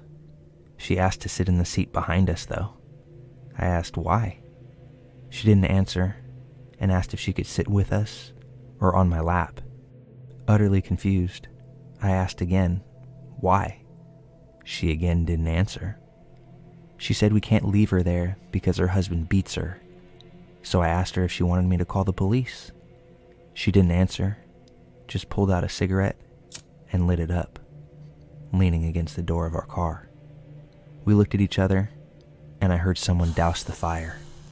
With a feeling of extreme unease, I turned to my boyfriend, and this is when I found out that he was suspicious from the very beginning, but didn't think to say anything until now, only to add that if I had stayed and not followed him to the car, he would have just left me there. Yeah, he was a waste of space, but before I could process it, I heard the husband of the group grab something off of the fire tool set that sounded metallic and heavy. And that's when I got tunnel vision and just hit the gas. I felt that bitch bounce off the side of my van as we pulled away, and just as we got onto the road, we see flashing lights behind us in the distance. Not like police lights, but almost ambulance lights. No way was I stopping for it or pulling off to the side of the road. Do you know how easy it is to buy emergency lights for any car on Amazon? No thanks. The ambulance turned off to a dead-end road eventually, after a while of demon driving into town. We never heard a siren. We looked it up, and the aforementioned river was about 2.5 miles into the dense woods. Apparently a lot of people go missing out there. I wonder who's to blame. We reported this to the authorities the moment that we got back to town, and they said they would send a few cars up to the campground to check it out. But by the time the police got there was no trace of anybody left at that campsite. No smoldering embers from a fire, and no tire tracks but our own.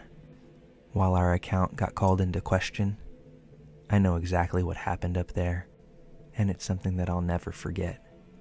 I'm lucky enough to not be homeless anymore, but if there's one piece of advice that I can give to anybody going through that same situation, don't interact with anybody that doesn't have a badge when you're parked at a campsite and trying to sleep.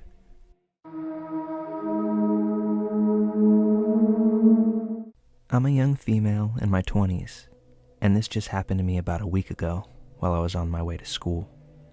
I was taking my usual route when I got cut off by a guy who wasn't using his turn signal. I ended up having to slam on my brakes just to avoid a crash. I brushed it off though, because it wasn't that big of a deal to me. We both ended up in the left turning lane at a set of lights that has a green turn arrow at the same time that the regular light turns green.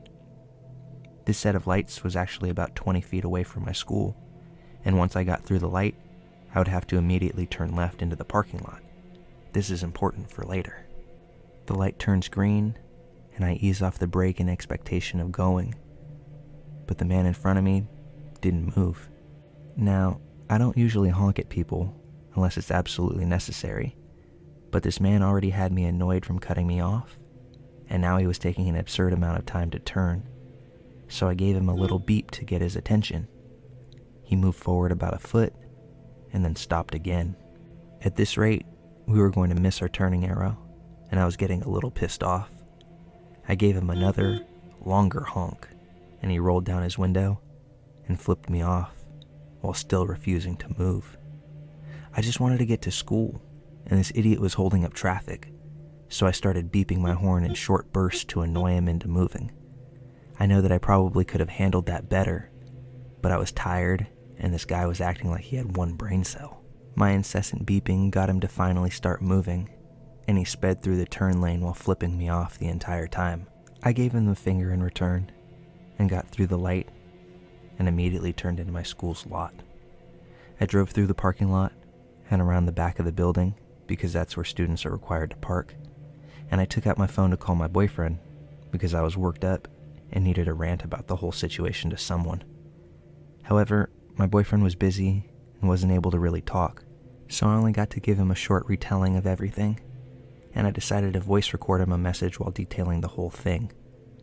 While I was recording the message, I noticed in my rearview mirror that someone had pulled behind me into the school. I immediately knew it was the guy who I had honked at the light. He drove around the back parking lot, revving his engine and going in circles. I thought, oh shit, this guy followed me. I immediately started freaking out and called my boyfriend again. He has my number set to always ring in case of situations like this. So he answers, and I say, he followed me. My boyfriend tells me to immediately call the police. During this time, the guy in the car had pulled up directly beside my car, started honking at me the same way that I had honked at him, only keeping direct eye contact with me the entire time. He then began yelling and screaming about how I needed to show him respect and other incoherent things. To be honest, I was so scared that I could barely pay attention to what he was saying. I hung up with my boyfriend and immediately called 911. I showed this guy my phone in an attempt to display that I was dialing emergency services, and it seemed like he didn't care one bit. He continued to scream and berate me, all before exiting his vehicle, circling around, and coming face to face with me, with only my driver's side window between us. This man, still in a rage, slams his hand over and over against my window in an attempt to puncture through it. My heart is beating out of my chest, as I'm worried that my window may not hold. But just as the dispatcher picks up the other line of the call, and I'm sure all the color has drained from my face, this man stops his assault on my window, leans down, and flashes the creepiest grin I've ever seen in all of my days. I can only assume that at this point, he was thoroughly content with how freaked out he had left me, because at this point, he stood straight up, strolled back around to the driver's side of his car, got in, stared at me a moment longer, and then casually waved as he drove off. I gave the police a description of him, his vehicle, and his license plate number. After getting off the phone with the dispatcher, I was left shaking in my car, still utterly terrified as to what just happened. There really isn't much more to this story. I gave my statement to the police, but they couldn't find him, and I haven't heard anything since. I know this may not be the scariest story in the world, but it was horrifying at the time. I'm just left thankful that window glass is as strong as it is, because who knows what would have happened if his hand did make it into my car.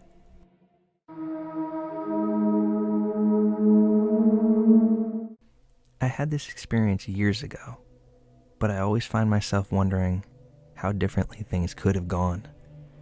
I was around 17 or 18 at the time, and I had gone with a friend to a pub that wasn't so bothered with checking ID, so we had quite a few drinks.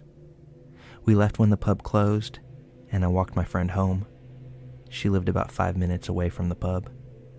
I was supposed to be staying at my sister's house to babysit for her the next day, but I had missed the last bus and decided to walk to her house. This was about an hour-and-a-half walk that I had done plenty of times before during the day, and it didn't even occur to me that a girl wandering around on her own in the middle of the night was a dumb move. I would never go out alone now, but I made that decision that night. So I'm walking, and most of the route is through residential areas, some gas stations and closed shops, etc. Around an hour or so into the walk, there's a 20-minute or so gap between one housing estate and the next. It's separated by a country lane with fields on either side. I know that this country lane is coming up, and as I'm getting closer and the alcohol is worn off, I'm starting to think that I'd made a stupid decision. The roads had been pretty quiet, and by now it was probably around 3:30 a.m. A white car drove past me heading towards the country lane, but I didn't really think much of it. About a minute later, the same car drives back in the opposite direction, slowing down as it passes me. All of the windows are tinted, so I couldn't see who was inside. The car turned around further back and passed me once more, heading back into the country lane area. And that's when I thought, oh, I was coming to the end of the housing estate and closer to the country lane. So I darted off to my right, into the housing estate, and waited out of sight for what felt like forever. But looking back, it probably wasn't more than a few minutes. I heard a car pass by a few times, and then all went quiet. I thought it was probably safe to continue now. I came out of the estate, looked about, and couldn't see anyone around, so I continued on my journey. About 5 minutes or so into the quiet, and the same white car drove past me from behind and parked up a little way in a turnout on my side of the road. I slowed my pace and started to internally panic. I didn't want to turn around because then the car would be behind me, and that thought scared me even more.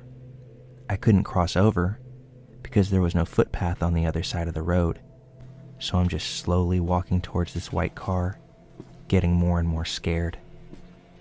Just then, a taxi pulled up next to me, and the driver rolled down his window and asked if I wanted a lift home.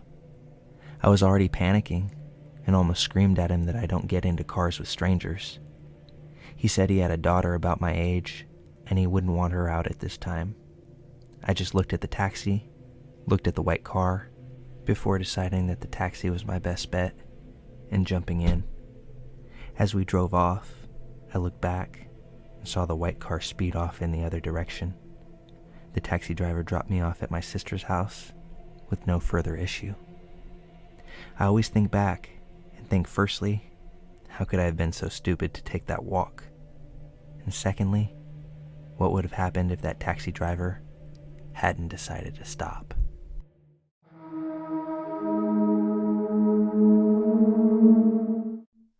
In 2014, I moved to England from Canada to gain work, travel experience, and also to find myself. I ended up living in Essex with 3 other roommates. They were all women, all a bit older than I was. I was 24 at the time, Megan 31, Cherry was 34, and Cassie was 38. Megan was from New York, Cherry from New Jersey, and Cassie from Poland. All 4 of us shared this 3-story flat.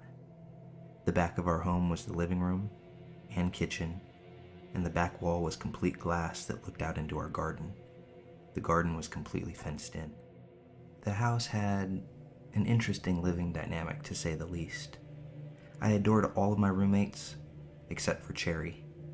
After living with Cherry for 7 months, I was over her antics. One day I come home from work, lock the door behind me, make myself something to eat, and go up to bed. I brought some work home with me, so I'm in my nightie with all these papers around me and my headphones on, jamming out. I had headphones on because Cherry was out to dinner with some friends. That meant booze, and then sometime after, there would be a tantrum surely to come. I just didn't want to have to listen to her crazy scream crying. I'm working away, completely focused, until I feel something. I look up to see a man standing over me. I don't register it right away, and I passively say, "Cherry's room is on the 2nd floor." I said it so flippantly because Cherry seemed to regularly bring home strange men. He doesn't leave, though. Again, I say, "Cherry's room is downstairs, you." He then interrupts me. I'm not here for Cherry. A cold chill iced my veins. My fight or flight kicked in just then. I start surveying the situation, and as I look him up and down, I see that he has a bottle of Prosecco in one hand and a knife in the other. He's about 5'10", wild, muddy brown hair, and black eyes. He has a light blue polo shirt on, and one side of his collar is popped up. and he has a distinct Manchester accent. Once I focused in, I realized his eyes were black because his pupils were completely dilated. Shit. I was in trouble. I needed an escape plan. Unfortunately, this man was standing in between me and my bedroom door. I needed to get downstairs, but I needed for him to think it was his idea, so I decided to play along. Just then, he uses his knife to pop the cork, and Prosecco starts flowing onto my carpet. I said, "Oh no, let's clean that up. Besides, I prefer to drink out of a proper flute anyways." He nodded, replying, "Yeah, you're a proper classy bird. Let's go." I try to act as natural as possible. I try not to show him that I'm shaking all over, while I try to gain control over my breathing. We take the long journey down to the main floor of my flat. All 3 floors. He has the back of my nightie bunched up in one hand, and I could feel the point of the knife graze my back with the other. I was trying to playfully speak with him as we walked down the stairs, but I couldn't tell you what I was saying. Most likely just rambling. I couldn't hear anything over my heart beating in my ears anyway. We get to the bottom of the stairs, and there's a hallway to my left that leads to the front door.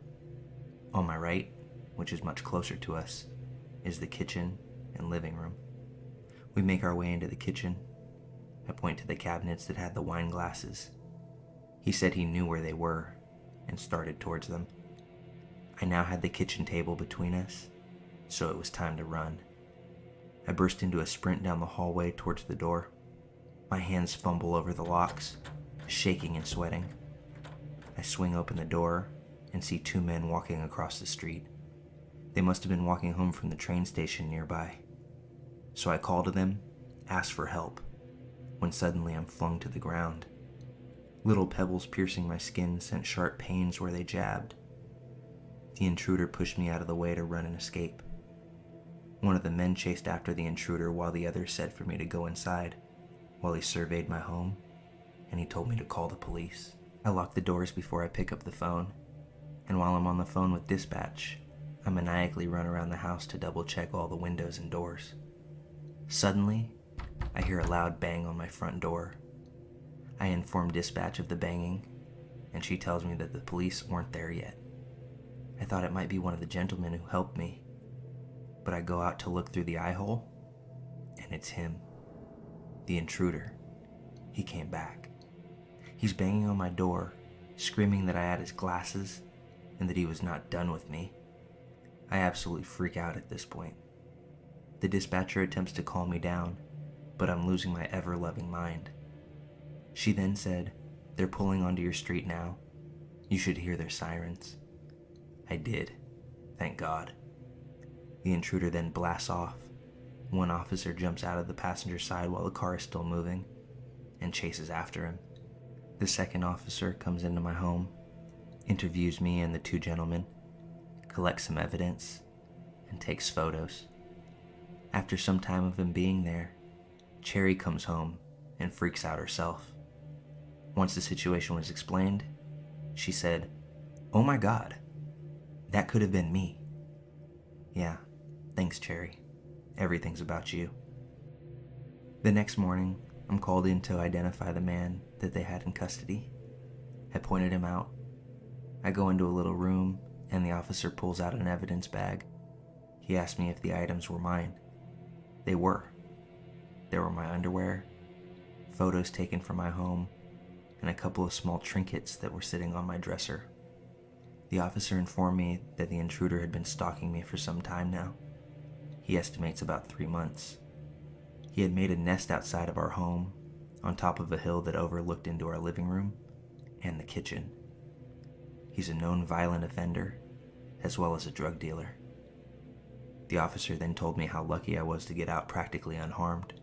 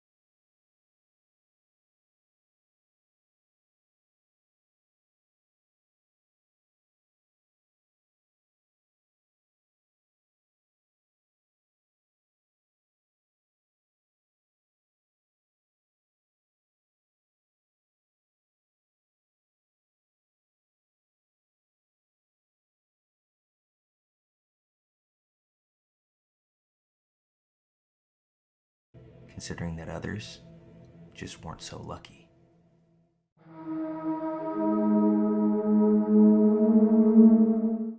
My mother's dog Punky was a very sweet and gentle dog. She was an emotional support animal, but also trained to be a service dog for PTSD before she lost her leg. I had never seen her get aggressive with anyone in the entire 12 years that she lived, never growled or nipped anyone, and she had no sense of smell, so she loved all animals and people, a real gentle giant among our little terriers at 60 pounds. What I'm getting at here was that her barking at something and being aggressive was so wildly uncharacteristic that I only ever saw it once.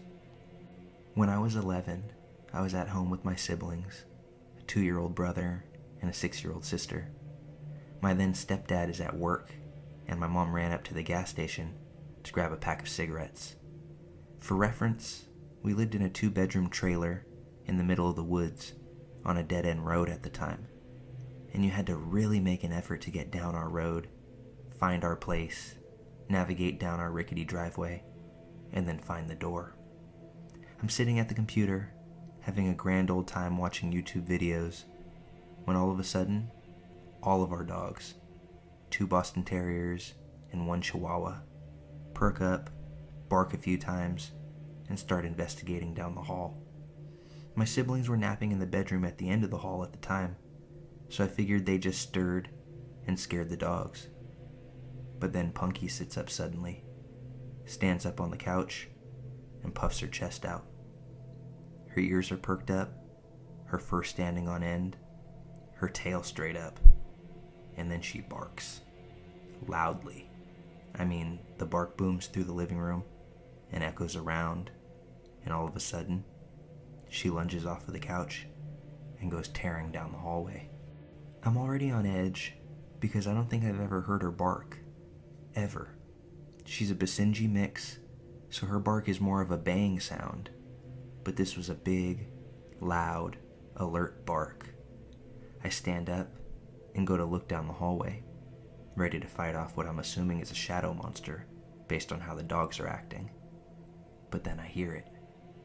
Knock, knock, knock. We didn't get visitors because of how weird our house was location-wise, so my 11-year-old mind had no clue what to do here. The only people who showed up were family, and they didn't knock, so I slowly walked towards the door. The knock drew the attention of the dogs, and they came running back down the hallway, all except for Punky. And I felt better with our 3 yappy dogs in the room with me, even if they were all the size of New York City sewer rats. I opened the door just a bit, and standing on our porch is the sketchiest man that I think I've ever seen. I can still picture him perfectly. He was really thin, tall, with dark hair, and a sunken face, bags under his eyes, and this half-managed hair, sort of like he just gave a quick brush and then figured it was good enough. Everything about him seemed just a little too thin, a little too shallow, and his clothes, well, they were all off too. They were nice, but fake nice, you know? Like a clean, newer looking t-shirt and new jeans, but he had what looked like a suit jacket on. All his clothes were dark too, despite the fact that it was summer in Texas and the weather was definitely into the hundreds that day. He also had this plain, unlabeled bottle in his hand. It looked like the label had been covered up and taped over. I stare up at him in confusion because I definitely don't know this man, and I ask what he wants. He smiles at me in this way that's way too fake, like this exaggerated and forced grin, and he spoke in the same voice retail workers do. "Hey there, kiddo. I'm trying to sell this carpet cleaner here," and he shakes the bottle at me. "Mind if I come in to show you how good it works?" Alarms are going off in my head because he just seems so off. Looking back with an adult perspective, the fact that he didn't ask if my parents were home is unnerving, because he probably knew that they weren't, and that's why he was there in the first place. I should have told him to get off our property, and that I'd have to go get my mom, but I didn't. Instead, I just shook my head and said, "No, we don't have carpets. Well, it works on other things. And he took a big step towards the door and shook the bottle at me. I start to freak out and think to close the door. But the thing is, our front door didn't even have a lock. It was a small town, hard to access home. We never needed a lock. So it's basically useless. I'm sure there's something very wrong about to happen, and I'm terrified as I think about what to do in the few seconds I think I have before it does happen. When all of a sudden, I hear it. Punky had crept up from the hallway, lowered towards the ground with her teeth bared and snarling like she was feral. She had slobber just dripping from her mouth, her ears were down, and she was ready to pounce. The guy hears it too, and as I look towards Punky, she tries to lunge past me, and I just barely catch her with my leg as she tries her hardest to duck past me and attack this guy. He freaks out and runs off the porch without another word, booking it down the driveway as I let Punky out along with the rest of our dogs as they start chasing him. Our small dogs chase him down the driveway and stop about halfway, barking and jumping about.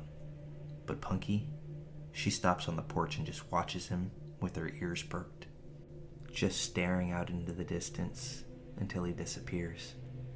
I swear I saw someone join up with him running when he got onto the road. The second he disappeared, Punky's entire body language changed, and she went back to being the sweet dog I knew. No barking or growling, just laying around, mouth and throat covered in slobber still. I realize my siblings are still down the hall, so I run to check on them, and when I get to the bedroom, they were still sleeping soundly. But the bedroom window, well, it was wide open. The curtains pushed all to one side, and the items on the dresser in front of the window all shoved around. Someone had tried to climb through the window, no doubt in my mind about it. From what I can gather, the bedroom window was visible from the couch where Punky was sleeping, so I think someone was trying to climb through the window before Punky went after them and scared them off. And the man at the door, well, he was meant to distract me. They definitely didn't expect Punky, a bigger dog, because most of the time, she was with my mom inside, while the other smaller dogs were the ones roaming the front yard. I don't know what they intended to do, but after my mom got home, she took all of us to my aunt's house, and on our way there, we saw the men walking up someone else's driveway. Men, plural, because we watched a second one split off to wait by the road. We called the police shortly after, but to this day I don't know if anything came of it. I will say though, the lesson that I learned from this whole thing is that it pays to have a big dog around. R.I.P. Punky.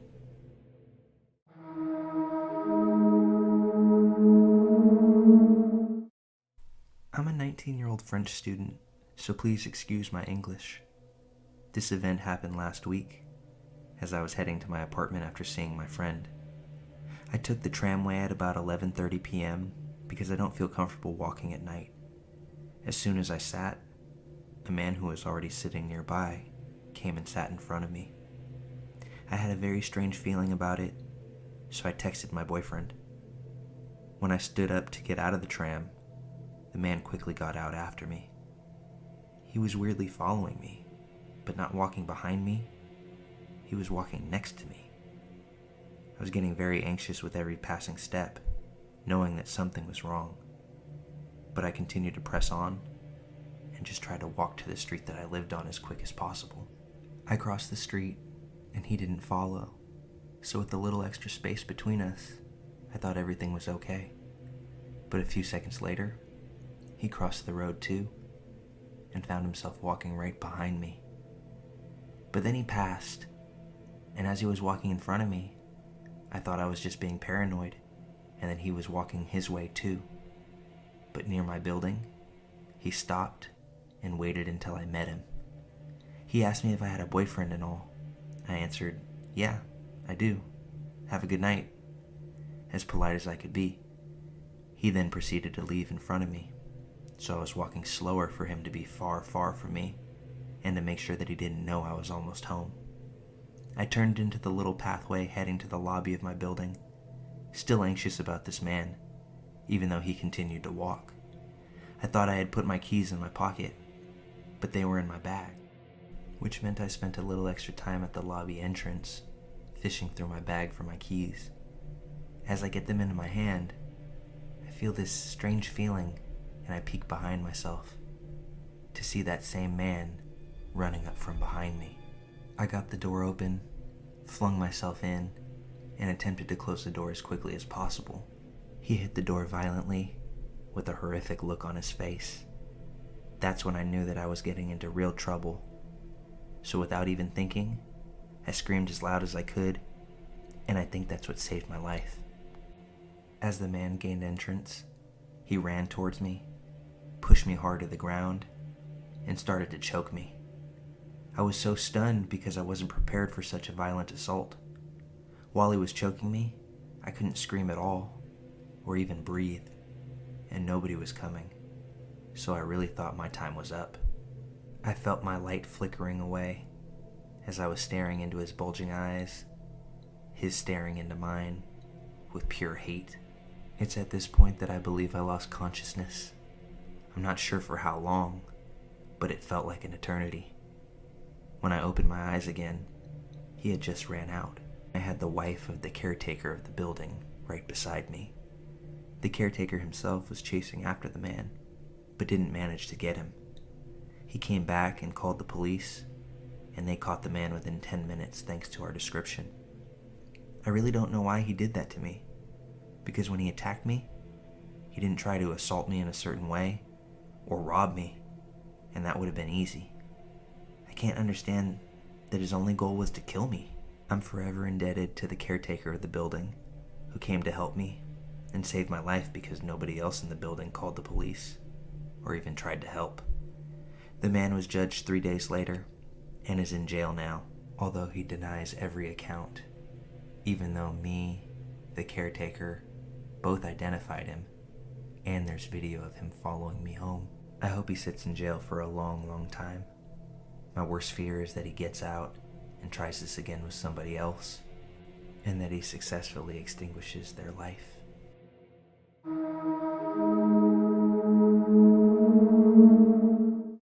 I grew up in a small, rural town where nothing ever seems to happen. The sort of place where it wasn't unusual to leave your doors unlocked, and for your closest neighbors to be about a mile or so from your house. Our family also had this giant old cat named Tag, who was a bit of a drama king sometimes, but we loved him. One summer, when I was around 9 or 10 years old, the cat starts going ballistic. Tag generally slept in my room, curled up next to me until I fell asleep, and then he would get up to do whatever cat things he wanted to do in the middle of the night.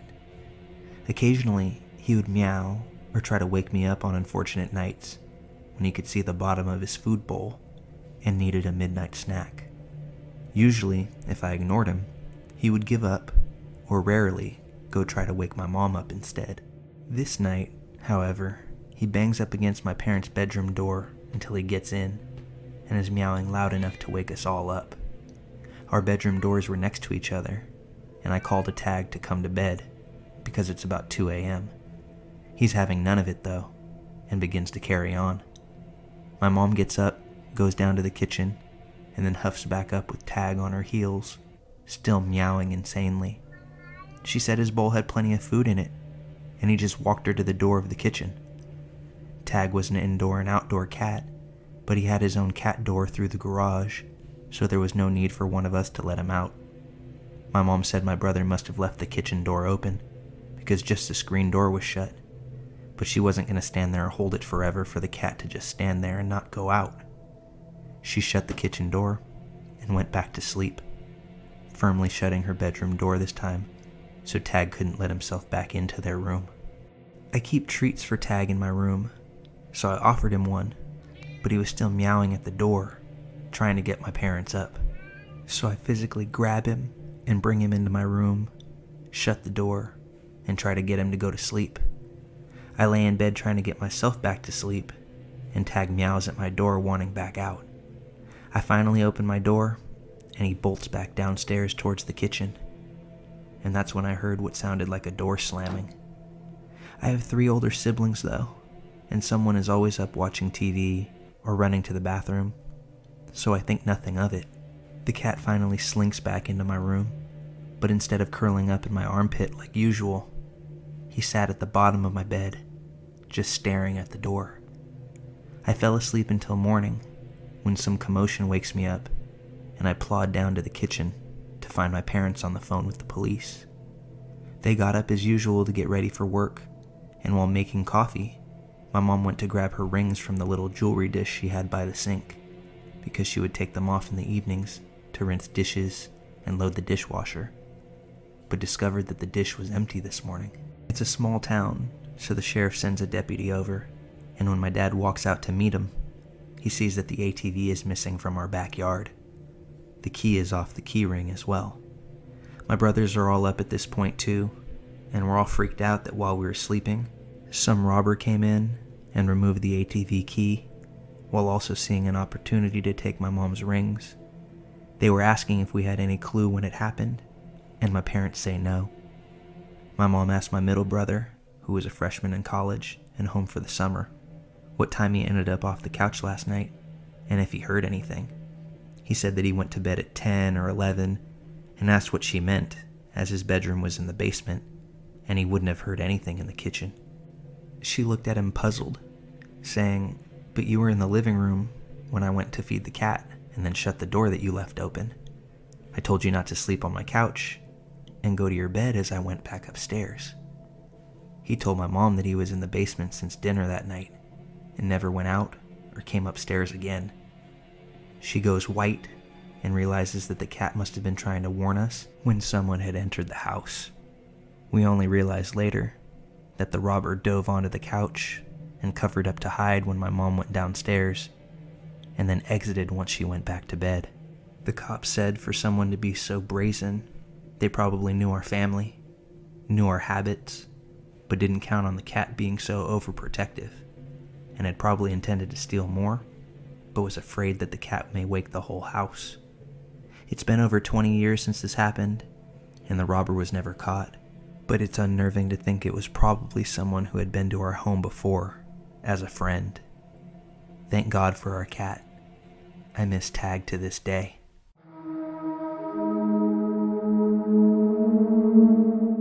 Before I start this story, I just have to say, man, I'm old. Years ago, let's say in the mid-1990s, I worked as a woodland firefighter while in the Army Reserves. I worked as a spotter. Basically, I was stationed in a giant fire tower in the middle of a national park. My job was just as it sounds. I would use binoculars and look out for fire, smoke, and other telltale signs of fire. My nearest compadre was about 5 miles or so from me. My days consisted of working my shift, taking long walks around the fire tower, being on the lookout for anyone who might be having illegal fires, looking out for wildlife, and staying afoot of bears and wolves. The way our shifts worked back then was 1 week on, 1 week off. We pretty much did everything in those towers. We'd sleep there, cook our food there, eat there, do our rounds, and even shower and bathe there. One day, I came across an illegal bear trap. I had several ranger friends, so I knew to safely set off the trap and then pick it up to take to the ranger station on one of my treks out for food in my Jeep. Poaching is illegal in the park, and it carried a big fine, even back then, plus some jail time, but it didn't stop the poachers from trying. I heard rifle shots and headed back for my fire tower. We did have a rifle in the tower to be used just in cases of emergencies. Just a few months back, a fellow spotter had been mauled to death by a grizzly, so each tower had been outfitted with a rifle. I looked with my binoculars, but didn't see anything out of the ordinary. I radioed my coworker Ben, an older guy in the adjacent tower. He hadn't heard anything today, but had come across a few traps himself. That night, after a dinner of franks and beans and toast, I was riding to my future wife when I heard a rumbling of a truck. Thinking it may be Ben, occasionally he made the trek over. We would crack open a soda and chew the fat for a bit. Instead, I saw 4 men with rifles get out of the truck. One looked around, and leaned up against the truck while the other three grabbed traps and began to set them up. I grabbed the rifle and my lantern and headed down the stairs. I was only 21, a farmer's son from a rural Virginia farming town. I was naive. I should have called it in to the Rangers, but instead, I thought I could talk some sense into these 4 dangerous men. I barely got a, "Hey, how you doing?" out of my mouth before I was roughly shoved by rough hands. My lantern fell, and I heard it crack. The rifle I had was kicked away from me, and I felt the breath leave my chest when I was violently kicked in the stomach. I had barely caught my breath when I was grabbed by 2 of the men, lifted up, and shoved forward into the woods.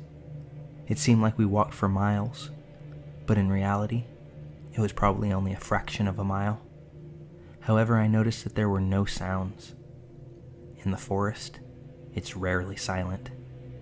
It's a cacophony of sounds, even at night. Owls, wolves, crickets. But on this night, nothing. Suddenly, I was shoved onto my knees, and I felt hot tears begin to well up. I thought of my parents, my little sister and brother, and my fiancé who were back home in Virginia. I heard the rack of a gun, and I shut my eyes and prayed. Suddenly, the night erupted. It was the sounds of sirens, those of forest rangers, and behind them, in his pickup, Ben, who had tried to radio me. When he heard the sounds of engines approaching my fire tower, when I didn't respond, he called in the cavalry. The poachers were arrested there and then, and Ben drove me back to my tower. I was still shaking the whole time. He didn't lay into me for not following procedure. He just said, "That was close, kid." I ended up leaving the job months later to take a job closer to home, but I never ran into any more poachers during the rest of my time there. I kept in contact with Ben for a while, sent him a wedding invite, and then a photo of my firstborn son in 1997. However, as time usually does, we lost track of one another. And by the time I Googled him a few years back, I learned that he passed away a few seasons prior. He was 82. It still sucks to this day that I couldn't give Ben a proper goodbye, especially seeing as that's the man that rescued me from my first and only run-in with poachers.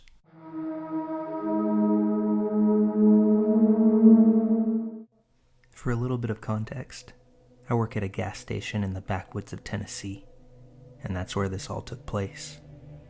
Last night, when I clocked in at 8 p.m., the store was completely dead. I figured it was going to be an easy night because the road the station is on isn't the main road. Actually, it used to be up until about a decade ago, when a new freeway was built. This led basically every business that was here to pack up and leave their old building abandoned. Thanks to this, there are a lot of abandoned buildings on this stretch of road that local druggies tend to claim as their own. Anyway, at around 11 p.m., I only had about an hour left on my shift, so I figured I should actually get some work done instead of just sitting around and doing nothing. I'm lucky enough to work my shift alone, which is normally pretty great because I get to do whatever I want, so long as I get what I need to get done finished. I noticed we were almost out of barbecue chips, so I'd have to restock them from our storage space, which is for some reason in the basement of the station. I've always hated going down there, just because it gives me the creeps. Why the owner decided to store everything down there is beyond my comprehension. I got about halfway down the steps before something fell on the other side of the room, and it sounded like footsteps were coming my way. I sprinted back up the stairs and locked the door to the basement, panicking like a madman the entire time. When I got back upstairs, I went behind the counter to the store computer so I could check the security cameras. I flicked over to the one that looks into the basement, and there was this guy just standing there, smiling up into the camera. He had a look of absolute insanity on his eyes, but he didn't look like the average junkie in the area. He was clean-shaven and dressed in what looked to be jeans and a button-up of some kind. Honestly, If he had walked into the store, I wouldn't have batted an eye. But because he was down there and just looking into the camera smiling, it shook me to my core. I called the store owner, and at first he was pretty mad that I called him so late. But once he heard how freaked out I was, his tone changed. He told me he'd be there in 15 minutes, and just to lock the main door to the store and make sure the man didn't go anywhere. I asked if I should call the police, but for some reason, he didn't want me to do that just yet. I locked the entrance to the gas station and went back to looking at the man. He was still there, just smiling up at me. About 3 or so minutes of him staring at me later, and he walked out of view of the camera. My boss showed up soon after, armed with a shotgun. And when I let him in, he immediately went to the basement. I went with him just because I felt safe with there being another person there. But we found nothing. There was a spilled box on the ground, lying opposite from the main entrance, but there was no sign of a person. And the only other exit down there didn't look like it had been tampered with in years. My boss ultimately chalked this up to me being tired and hallucinating the man. But I know what I saw. This has me scared shitless as I clock back into work in a few hours, and I'm absolutely dreading it. I don't know who that man was, how he got down there, or how he left, but I do know this. I'm going to keep one eye on that security camera all shift.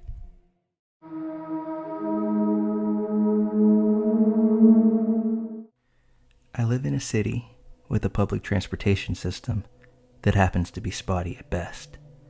They've been extremely short-staffed, and more often than not, you have to call to just make sure your bus is even coming. On weekdays, during business hours, the public transit operator will order a lift for you to get to work if your bus isn't showing up, or if they're short a driver.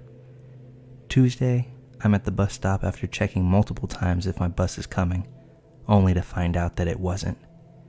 They ordered me a lift, and this nice, older gentleman was my driver. We had casual conversation, and he started to ask me personal questions. I'm a bartender, and I'm super friendly already, so I didn't think his questions were ill-intentioned. I told him that I'm not married, and that I'm pretty much a loner. I basically go to work and go home and spend time with my family. He then says, "I'd marry you in a heartbeat." Again, I'm just thinking he's being funny or nice. I asked him to drop me at the downtown grocery store so I could pick up some things I needed for work. When we stop, he said that he was only joking, that he's married, and has a son my age. He asked if I was interested in maybe meeting him. Since I have a terrible track record, I figured it wouldn't hurt meeting someone out of my circle and comfort zone. So I gave the man my number, and we parted ways. The next morning, he texts me and asks if I need a ride to work. I told him that he didn't have to do that, and I was sure my bus was running. He said it would be his pleasure, and he'd pick me up at my house at 3. Then about an hour later, he asked if I wanted to have lunch with him before work. I told him that I was busy and that I couldn't do that. He said, "Okay, see you at 3 then." He shows up at 3 and lets me know that he's outside. While I'm finishing getting my things together, I open the door and he's starting to walk up the stairs to my house. I told him that I was ready and we could head downtown now. When I get in the back seat, he turns around and says that he has a confession for me. He told me from the time that I took my mask off, his heart danced like a butterfly. He said that he hasn't been able to stop thinking about me since the day before, and that he'd love to spend time with me, and that he'd even pay me for my time if I spent the day with him. That's when I started to feel super uncomfortable with the situation. The whole ride was making me cringe, but I felt like it was better to play along and be nice than to freak out. He continued on the entire ride about how he loved me at first sight and wanted to make me his Lebanese queen. As we got closer to downtown, I started to feel relief. He dropped me off at my hotel and said that he'd see me tomorrow. That evening at work, I checked my phone after a busy happy hour, and he's texted me a few times. He sent me a picture of the hotel and said that he'd wait for me to get off to give me a ride home. I told him that I already had one, but thank you anyway. Well, Thursday morning, and I'm out running errands with my mom and sister. He texts me again and asks how early he can pick me up because he can't stop thinking about me. I asked him to please stop at that point and that I was with family. He continues to text me all day and evening, begging to see me. He tells me that his heart is aching to see his Lebanese queen, and I just keep telling him to stop. Friday morning, the hit the fan. He tells me he loves me no matter what, that he told his wife about me, that he's in love with me, and that he wants a divorce. I told him no, please don't do that, and that it wasn't right to treat his wife that way. He said it wasn't my fault. They were drifting apart anyway. Then he said that I'm picking you up for dinner at 5:30, and I'm not taking no for an answer. I ignored the messages during the day and just went about my business. Around 5:25, my video doorbell rings, and he's standing on my porch. I told him that I wasn't home and that he should leave. He continues to text me and beg to come pick me up from my parents. That was the fake location that I gave him, although I was at home the whole time and just too scared to let him know that. I eventually called the non-emergency police line, but he had already left by the time I got through. I filed a general report, but technically they can't do anything unless he's standing on my porch threatening me. They advised me to report through Lyft, so I did just that. I immediately blocked the number that he was texting me from as well. I've done everything that I can to keep my guard up, and I hope that I've seen the last of this man. What adds to my uneasy feeling, though, is that my doorbell sends me notifications anytime there's movement in front of my house. Well, the last few evenings, around 2:30 a.m., the same car has pulled up in front of my house and stopped for a few minutes at a time. I can't tell who's behind the wheel. I can't even tell if that was the car that I was in. But last night, the driver got out, crept slowly up to my door, and left something on my doorstep. I didn't get the notification until I woke up in the morning, but I immediately went outside to see what it was. What I found was a handwritten note with a bow on it, addressed simply to my Lebanese queen.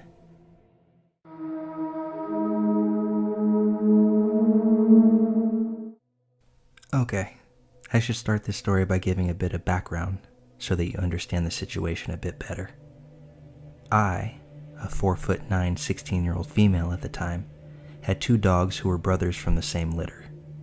They were boxers, so they were relatively big and quite protective when they needed to be. Vince was longer, much taller than his brother, and is usually the kind to sleep through a hurricane if we had one. His brother Maury was shorter, but more muscular and stronger. These two were pretty much with me 24/7, as my mother used to work a lot, and I was usually alone most of the day, sometimes even until after dark. This never really bothered me. I'd been left alone at home like this since I was about 11. It never struck me that I had a reason to be worried. One day, my mom was working later. I was doing some household chores, feeding the dogs, doing the dishes, stuff like that. I continued doing what I always had, a routine of tidying the house that I had done every day for years. As I went to take the trash out of the bin, I started walking towards the door when Maury stepped in front of me. I tried moving around him, telling him to get out of my way, but he refused to budge. This was certainly odd, and looking back on it now, I realized he was probably trying to stop me from walking outside. We continued like this for a few moments, me trying to get past him, and him, of course, never moving from his spot. As a big dog, he was quite heavy. It was hard to lift him, and even harder to get him away from something. Now, in the time we had been going back and forth with this interaction, Vince stayed happily asleep in his dog bed. I should note that from my kitchen, you can see the living room and bathroom. Usually we use the side door from the kitchen to enter and exit the house, since it attached to the carport. After a few more moments of trying to get around Maury, I heard something that I hadn't expected when I made one last desperate attempt to move him. He growled, which wasn't unusual as he had growled plenty of times in his life. What was unusual was that he growled at me. He had never done that before, not even once. But for that reason, and that reason alone, I decided not to take the trash out that night. I simply tossed it into another room and left it be. A short time passed, maybe a half hour or so, and I had gotten settled into my chair to watch some movie while I waited on my mom to come home. While I was watching, I suddenly heard a quiet knock at the side door. As I mentioned earlier, you can clearly see the living room from the kitchen, so I heard the knock pretty well. It was already after dark, so I figured it was my mother, and that she had somehow forgotten her keys. I got up, went into the kitchen, and out of the corner of my eye, I saw the hook near the door. The hook where the keys tend to be. To some people, that's not a big deal, but to me, it meant that the person knocking on my door was in fact not my mother. My mom is a bit of a routine-obsessed person, so if she actually had forgotten her keys, they would most definitely be on that hook. I took a breath, preparing myself to just not answer the door, or if they didn't leave, to tell them that I wasn't interested in whatever they were selling or whatever they were doing. Thinking about it now, I really wish I hadn't even looked out that window of that door. I wish I had just sat back down, called my mom, and stayed out of sight. But of course, I walked in front of the door and immediately came face to face with a figure on the other side of that window. Now it was really dark outside, with just my neighbor's light shining from his porch, so I could only make out a couple of things on this guy. He was tall, me having to peer up at him through the window to look at his face. He had long hair that looked like a shadow over his shoulders in the dim light, but the only facial feature I could really see were his eyes. And God, I wish I hadn't seen them. I could see the spark of interest flare in them as he perked up when he saw me. They were wide and staring down right at me. He took a step towards my door, stepping up on the first two of the steps. I heard him say something along the lines of, "My car broke down nearby. Can I come in and use your phone?" Immediately, I thought of every bad thing that I had ever heard happening to a teenager home alone and tried to compose my nerves. I'm not sure what it was, but something, everything, told me not to trust this man. I shouted back a quick no and an apology, hoping that he was telling the truth and would just go to the next house over. But he didn't. Instead, he simply said it again, quite a bit louder this time. I thought for a quick moment that he hadn't heard me, but then again, I know now that he most likely had. So instead, I became a bit more confident and said, "I'm sorry, I can't help you. Go to the next house." For a moment, he paused, as if contemplating what to do next. Then he knocked again, louder than the first time that I'd heard it. My heart rate increased as I just stared at him. When I didn't react, he started to loudly bang against the door. I took a step back, praying to whatever God that he would either leave or my mom would be home early. I was usually a quiet girl, but my mom was a badass redneck with a raptor knife. She could take him. He started to bang on the glass after a moment, my mind racing 1,000 miles an hour. Should I hide? Run? My phone was in the other room, and I was scared to take my eyes off this guy. I was sure he would break through the glass. The banging was vibrating my eardrums, and apparently, it was vibrating Maury's too. I saw him creeping up past the doorway, bending his head, teeth bared, and he started to bark loudly. The guy stopped for a moment, trying to see into the window at the floor where Maury stood. When he stopped barking, the guy mistakenly tried to jiggle the door handle. Now that's when Vince woke up. I swear to God, for a dog that was dead asleep 5 seconds prior, I'd never seen him move that fast. Vince had his paws up on the door, growling like a hellhound at the sight of this man outside my home. The guy jumped, fell back, and bolted. I heard him say something as he started to run, and saw another shadow emerge next to him. Once they were gone, I sprinted across the carport to my neighbor's, and my mom came home shortly after. We called the police after I explained what had happened, and my neighbor had dragged his shotgun out before they even got there. He had insisted on looking for the guy himself. The police had said that someone tried to pick the lock on my front door, but there was a lot of stuff in front of it, and it was also really old, so it didn't open anymore.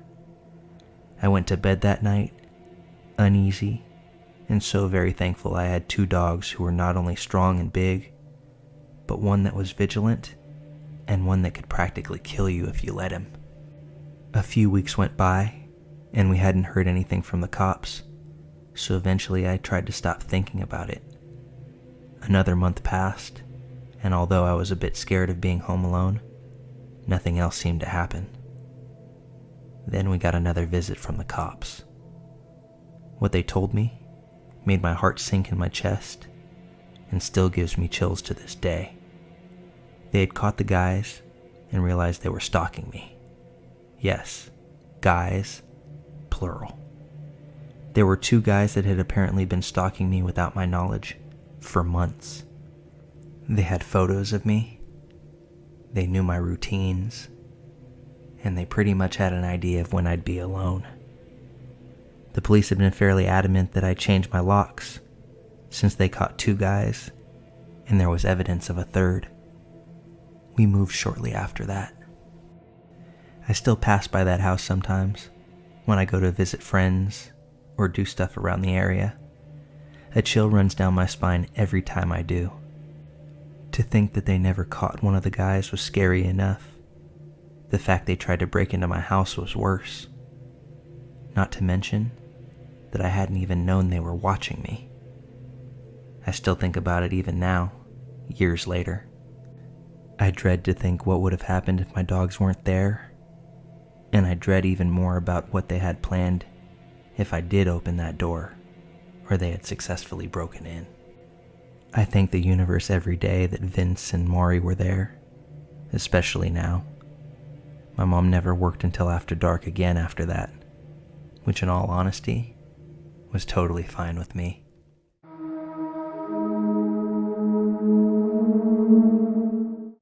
This happened to me almost 4 years ago. My parents and my husband were visiting my mom's family in Indianapolis. I used to go all the time as a kid, but I wouldn't know my way around. I was drinking a lot because my husband had an emotional affair with his ex that lasted 4 months. She tried to break us up. Honestly, I could tell a whole story about how she tried to ruin our relationship, but that's for another time. So we saw my family and then went back to the hotel. I was upset, so I said I was going to smoke, but in reality, I was going to the hotel bar. I got multiple double vodka shots with a splash of orange juice. I was feeling good. The bar was closing, so I asked the bartender where there was another bar, and she told me to go to TGI Fridays. It was about a 10-minute walk. Remember, this was after 10 p.m., and I was already drunk. I went inside and got more drinks. I don't remember how exactly I got outside, but I was standing there smoking, and there were people outside in the parking lot with me the whole time. But suddenly, I remember being dragged towards a car. While I felt it happening, I was so inebriated that I couldn't do anything or even realize how bad this situation was quickly getting. During this time, my husband realized I was missing and woke up my mom in my parents' room They tracked my phone to the Friday's parking lot, but by the time my mother and husband reached the vicinity of my phone, I wasn't anywhere in sight. Just then, my mom saw a man trying to force me into his car. She got out of the Uber they were in and started screaming to let me go. This thought my mom was just a stranger trying to save me. He didn't believe her, and I remember the yelling. Something like, "How do I know she's your daughter?" My mom threatened to call 911, since I was almost in the back of his car. He let go of me then, and drove off with his back passenger side door open. I'm convinced that something terrible was awaiting me in the back of that car. I was unfamiliar with the area, I was drunk, and I barely realized how bad the situation was. Due to being drunk, bruised, and unable to account the situation to my family, they took me to the hospital for observation. I was released the next day, and only then did I get the details of what my family saw and what they had to do to rescue me. To the creep who tried to take me while I was drunk, I pray that we never meet. No one with good intentions just grabs a girl the way that you did.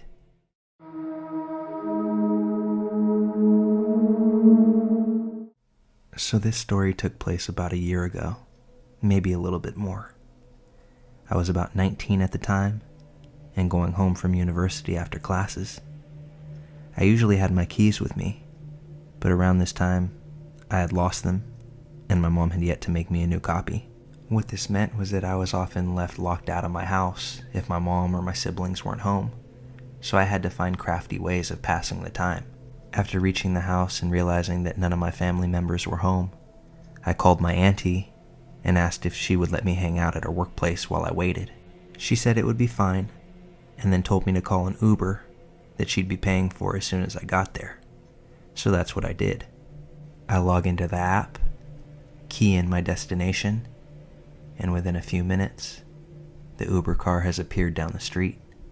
I give the driver a wave to confirm that I'm the passenger he's looking for, but I'm met with a blank stare and a rather emotionless man in general. The guy gave me kind of a weird vibe, but I also tend to be paranoid every time I hop in a car that isn't with my family. So I got in, tucked that feeling to the side, rolled down my window, and kept a tight grip on my phone. The drive itself seemed relatively normal until we got to the area where my aunt's workplace was. I'm not completely familiar with the neighborhood, but I do know where you're supposed to turn, and the driver just blew right by it. He said that he was just following the GPS when I asked him about it, but he also didn't have his phone mounted, so I couldn't see the app that he was using. This is the point when doom kind of starts to set in for me. I don't know directions very well, and I could only rely on the driver being a decent person and taking me to where I'm supposed to go. But it's obvious at this point that he's not. Wherever he is taking me, I have no clue. I remember seeing this fountain that I could recognize from when my mom drove me to my uncle's place, but that was way farther from my aunt's place now, and leaving the general vicinity of where I knew that I needed to be. By now, I was kind of thinking of what to do, because this guy drove past a ton of empty houses, and a couple of them even seemed to be still under construction. At this point, I'm doing my best to try and find a place that I can jump out, a stop sign or a stop light that I can quickly exit the vehicle. But the whole time, he's driving just fast enough that I can't hop out on my own, or I risk falling and hurting myself and becoming even more of a target as I lay in the road. All of a sudden, he then stops near a place that looks like it's about the edge of civilization. We were on a hill, and he slowly turns the car off. I got lucky in so many ways that day, looking back on it now. As he turns around to face me from the driver's seat, my phone begins to vibrate. It's my aunt calling me, and as I pick up, she asks, "Where are you?" I literally felt my heart drop because I had no idea, and this dude was just staring at me now. I said that I didn't know, and I asked him, "Hey, where did you take me?" He replied with, "I wouldn't know what to tell you, kid." That was enough for me. I grabbed my backpack, flung open the door, and yelled aloud, "That's fine, I'll see myself out," and hauled ass like I hadn't in a very long time. So now I'm running down the street, seeking safety from this man as I attempt to put distance between us two. I ask my aunt to stay on the phone with me and not hang up, because I hear his ignition turn over and the car circle around. As I hit the corner, I see an empty lot surrounded by a concrete wall and strong barred gate, but there was just enough space under the gate for me to crawl in. So I chuck my backpack over the fence and crawl under. There's a gigantic electrical box on this property, so I opened it to crouch down and hide inside, my aunt still on the phone with me, now joined by my uncle. They're both asking for my live location through WhatsApp, because I had no idea where I was and no ability to tell them. Literally, I was in the middle of nowhere. I waited for about 2 hours, and this guy just wouldn't leave. I saw him drive up and down the block what seemed like 50 times. Each time, slower than the last, as I'm sure he was looking for me. At some point, the guy stopped driving by. This was about the time that my uncle got near in his truck. He didn't know where I was exactly, so he kept honking and telling me to tell him when I could hear it. Finally, when I heard it in the distance, I emerged from my hiding space, slid under that gate, and hopped into the cab of my uncle's pickup truck. The feeling of relief was real. For a moment, I thought that maybe this had been a big misunderstanding, and I just jumped out of some guy's car like a maniac. But then when I got home, I checked the app, and what I saw shook me to my core. First, it said that I reached my destination, which obviously I hadn't, and the picture of the driver from the app didn't match the person that I was in the car with, not one bit.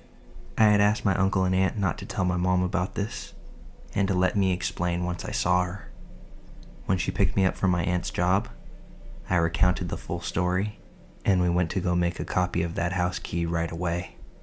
Because of course, something almost terrible had to happen in order to get that key. We reported all of this to Uber, and we even made a police report, but to the best of my knowledge, nothing ever came of it.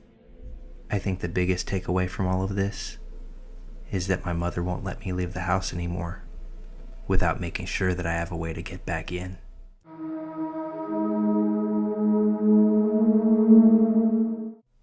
This happened a few years ago. I was a teen, and I grew up on our family's ranch in the middle of nowhere in the southwestern United States. It was a very high elevation area where the Rocky Mountains stand proud, towering over beautiful green plains. Our ranch is about 20 minutes away from a tiny 100-person town, just to give you an idea of how isolated we were. Some family friends were getting married on one icy evening. My family was going to go to the wedding, which was in another town about 45 minutes away. I didn't want to go because my favorite NFL team was playing that night. Go Pats. So they went to the wedding and left me at home alone. I was sitting at home watching the game with my dog. I remembered that I had forgotten to close the horse barn door. So I put on a jacket and grabbed my rifle in case I ran into a bear or cougar or something out there. I went to the barn and kicked the door closed. As I was walking back to the house, I heard the sound of a truck engine traveling through the mountains. I thought, they can't be back so early. That was my first clue that something was amiss. The dirt road to get to the ranch winds down around a hill just before it gets to the house and barns, so you can't see who's coming until they're upon you. I went home and grabbed as many weapons as I could and made sure all the doors and windows were locked out of precaution. I turned off the lights so that whoever it was wouldn't know that someone was home. I peered out the window that was looking towards the dirt road. A few minutes later, I saw headlights coming up the road. I got away from the window so that they wouldn't see me. I saw the headlights were shining through one of the house's windows, the one that I'm ducking under at this point. I prepared for the worst and waited. After a while, I saw the headlights disappear, I heard the truck engine turn off, and I heard a car door open. I heard footsteps walking around the house a few times, stopping near windows and doors. I even heard the front door handle start to jiggle. While that was terrifying in and of itself, the single scariest moment had to be as I look up from my hiding place. I have a flattened out view of the window. I can't see out over the property, but I can see pretty much where the window meets the cold night air. I first see a shadow, then I see hands pressed up against the window, and then I see the window begin to fog, as if somebody outside is breathing directly on it. While I can't see the person, I absolutely know that they're there. Without any further announcement, I hear the footsteps of this person leave the porch and head back towards their vehicle. I hear the car start, and it slowly ease back down the road that it came from. I called the police once my family returned. They took a report, but to this day, they still have no clue who tried to gain entry into our house that night. Another chilling fact is that people don't tend to stumble upon our ranch. We're so far out there that chances are this person had to have been here before. I definitely hope that they don't try to come back again.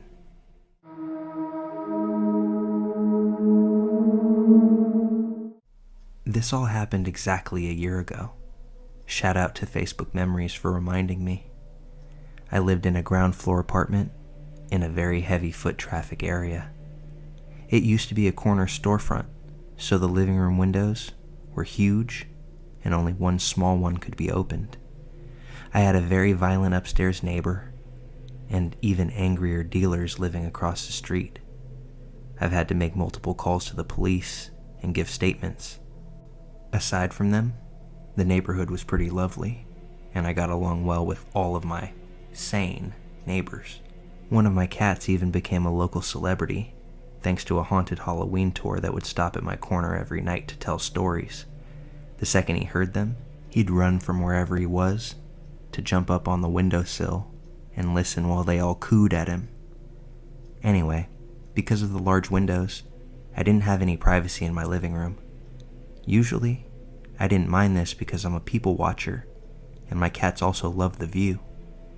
I had blinds and sheer curtains, but you could always still see straight into my apartment. Thankfully, I had plenty of privacy in my bathroom and bedroom. One night, I was sitting at my computer desk in the living room, just watching YouTube and sipping on a beer. I heard a group of people talking outside, but these were normal sounds for the area, and I would have ignored it completely if I didn't hear one of them speaking directly into the window fan in the one open window. "Oh, she's drinking a beer? Doesn't she usually drink whiskey?" I spun around in my chair instantly, and then heard, "Oh shit, she saw us," and scuffling as they ran away. I couldn't see them because it was dark outside, but it sounded like there were at least 2 women and 2 men. I was frozen in place just listening for anything else, like footsteps or their voices again. It took me a while to fully realize what I'd just heard. I do typically prefer to sip on whiskey at night, but that day, I wanted to try a new beer flavor I saw in the store. These people knew my habits well enough to know this. I was also deeply concerned that they knew it was whiskey, since I drank it out of a set of patterned glasses, and there was no way to tell what it was in them. You could see the kitchen from the living room windows, but I often kept my whiskey in the freezer, so they'd have to see me at a specific moment to know what I was drinking. Needless to say, I didn't sleep that night, and while I couldn't sleep, I remembered another incident that had happened a few nights prior. I keep my bedroom window open at night because I sleep right under it, and I like the night breezes. There's a bright security light directly across the street, so even with the blinds down, I still have quite a bit of light hitting the opposite wall. One night, I woke up around 3 a.m., which isn't unusual for me, and I turned on a Netflix movie to fall back asleep to. While laying there, I see the shadow of a head and shoulders appear on the wall. and it just stays there for way too long. I'd guess about 15 to 20 minutes. Now, this isn't very common, but people have stopped to smoke a cigarette right outside my window before. The smell gives me an instant headache, but this time there was no smoke or smell of any kind. Someone just standing there. I couldn't tell which way they were facing, but after the recent event, I wondered if someone was looking in while they thought I was sleeping. I told my coworkers about these events, and they were terrified for me. I was actually planning on moving at the end of October and just slowly bringing boxes and furniture to my new place over the course of the month. Once they heard what had happened, they all banded together and got 75% of my things over in one day. I told them all I cared about was my animals and my bed, but they got everything except for the larger furniture and whatever we couldn't box up and move before midnight. I love them all very much and appreciate them every single day. I had a couple of anxiety attacks over this, especially when I had to go back for the last of my stuff, but I felt completely safe in my new place. I also got a full-blown security system with sensors and cameras. Unfortunately, this wasn't the first and ended up not being the last time I was watched and stalked. I still visit the area of my old apartment from time to time because it's a great bar scene. I don't think I'd be able to pick out their voices, but no one's given me weird looks or vibes since then, so I'll cheers to that.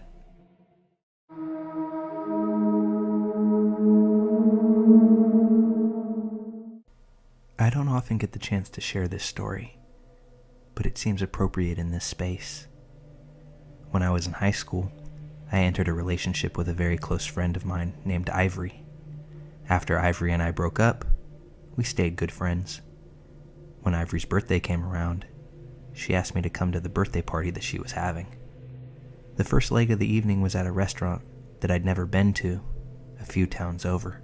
Afterwards, we would all return to a mutual friend's house for beverages and relaxation. One of Ivory's friends had volunteered to drive us all to the restaurant, but I'd heard plenty of stories about her terrible driving. As a result, I opted to chauffeur myself in my luxurious minivan. Yeah, I drove a minivan in high school. Ivory's friend told me 7 p.m., so at 7 p.m., I rolled into the parking lot. I called Ivory to let her know I had arrived, but they were just leaving. I overheard Ivory tell her friend, "If you tell him 7, he's there at 7. This all meant that I had about a half an hour of boredom before I'd have any company. Being the introvert that I am, I decided not to go inside and wait like a normal person. Instead, I decided to listen to whatever angsty music I was into at the time, probably Heartbeat by Childish Gambino.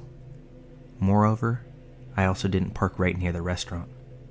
The restaurant was located in a plaza, a strip with several other stores along either side.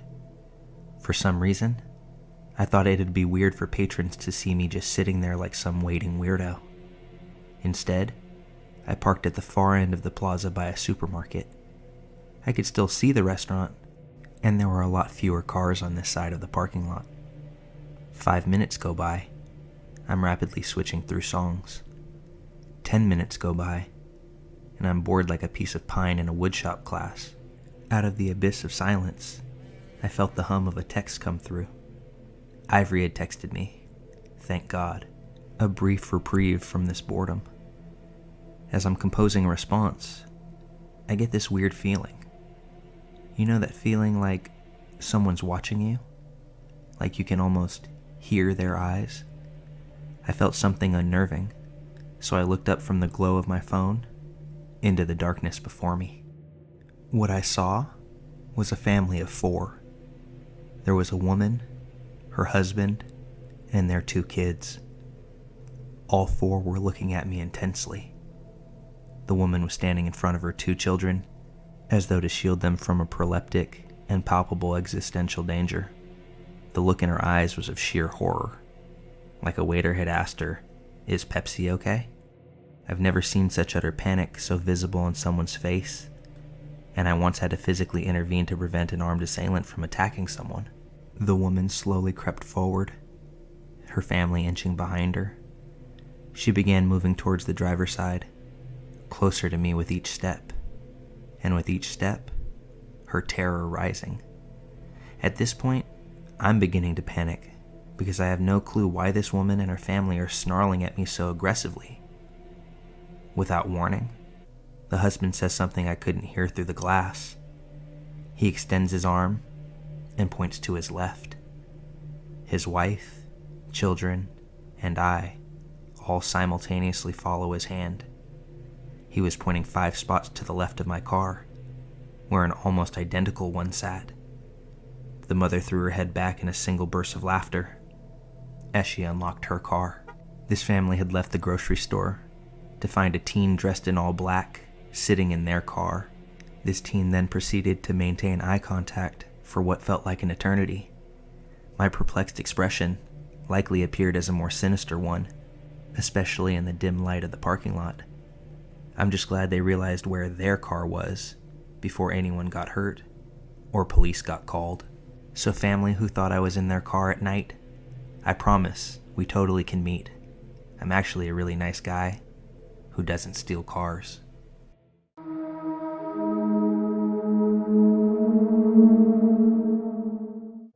This is a long one, so I encourage everyone to get a drink and maybe a snack before I begin. It was the summer of 2016, and I had just married my longtime girlfriend. Over the course of our 12-year relationship, we had traveled to the mountains several times in both summer and winter for camping. Naturally, we both agreed that this was how we wanted to spend our first few weeks of our marriage. We booked a 20-day stay at a mountainside campground on the other side of the country. We also decided to bring our dogs with us. They too love being outdoors, and we generally bring them camping anyway. After 2 days of road tripping, we had arrived. We quickly set up and settled in for a long stay on the mountain.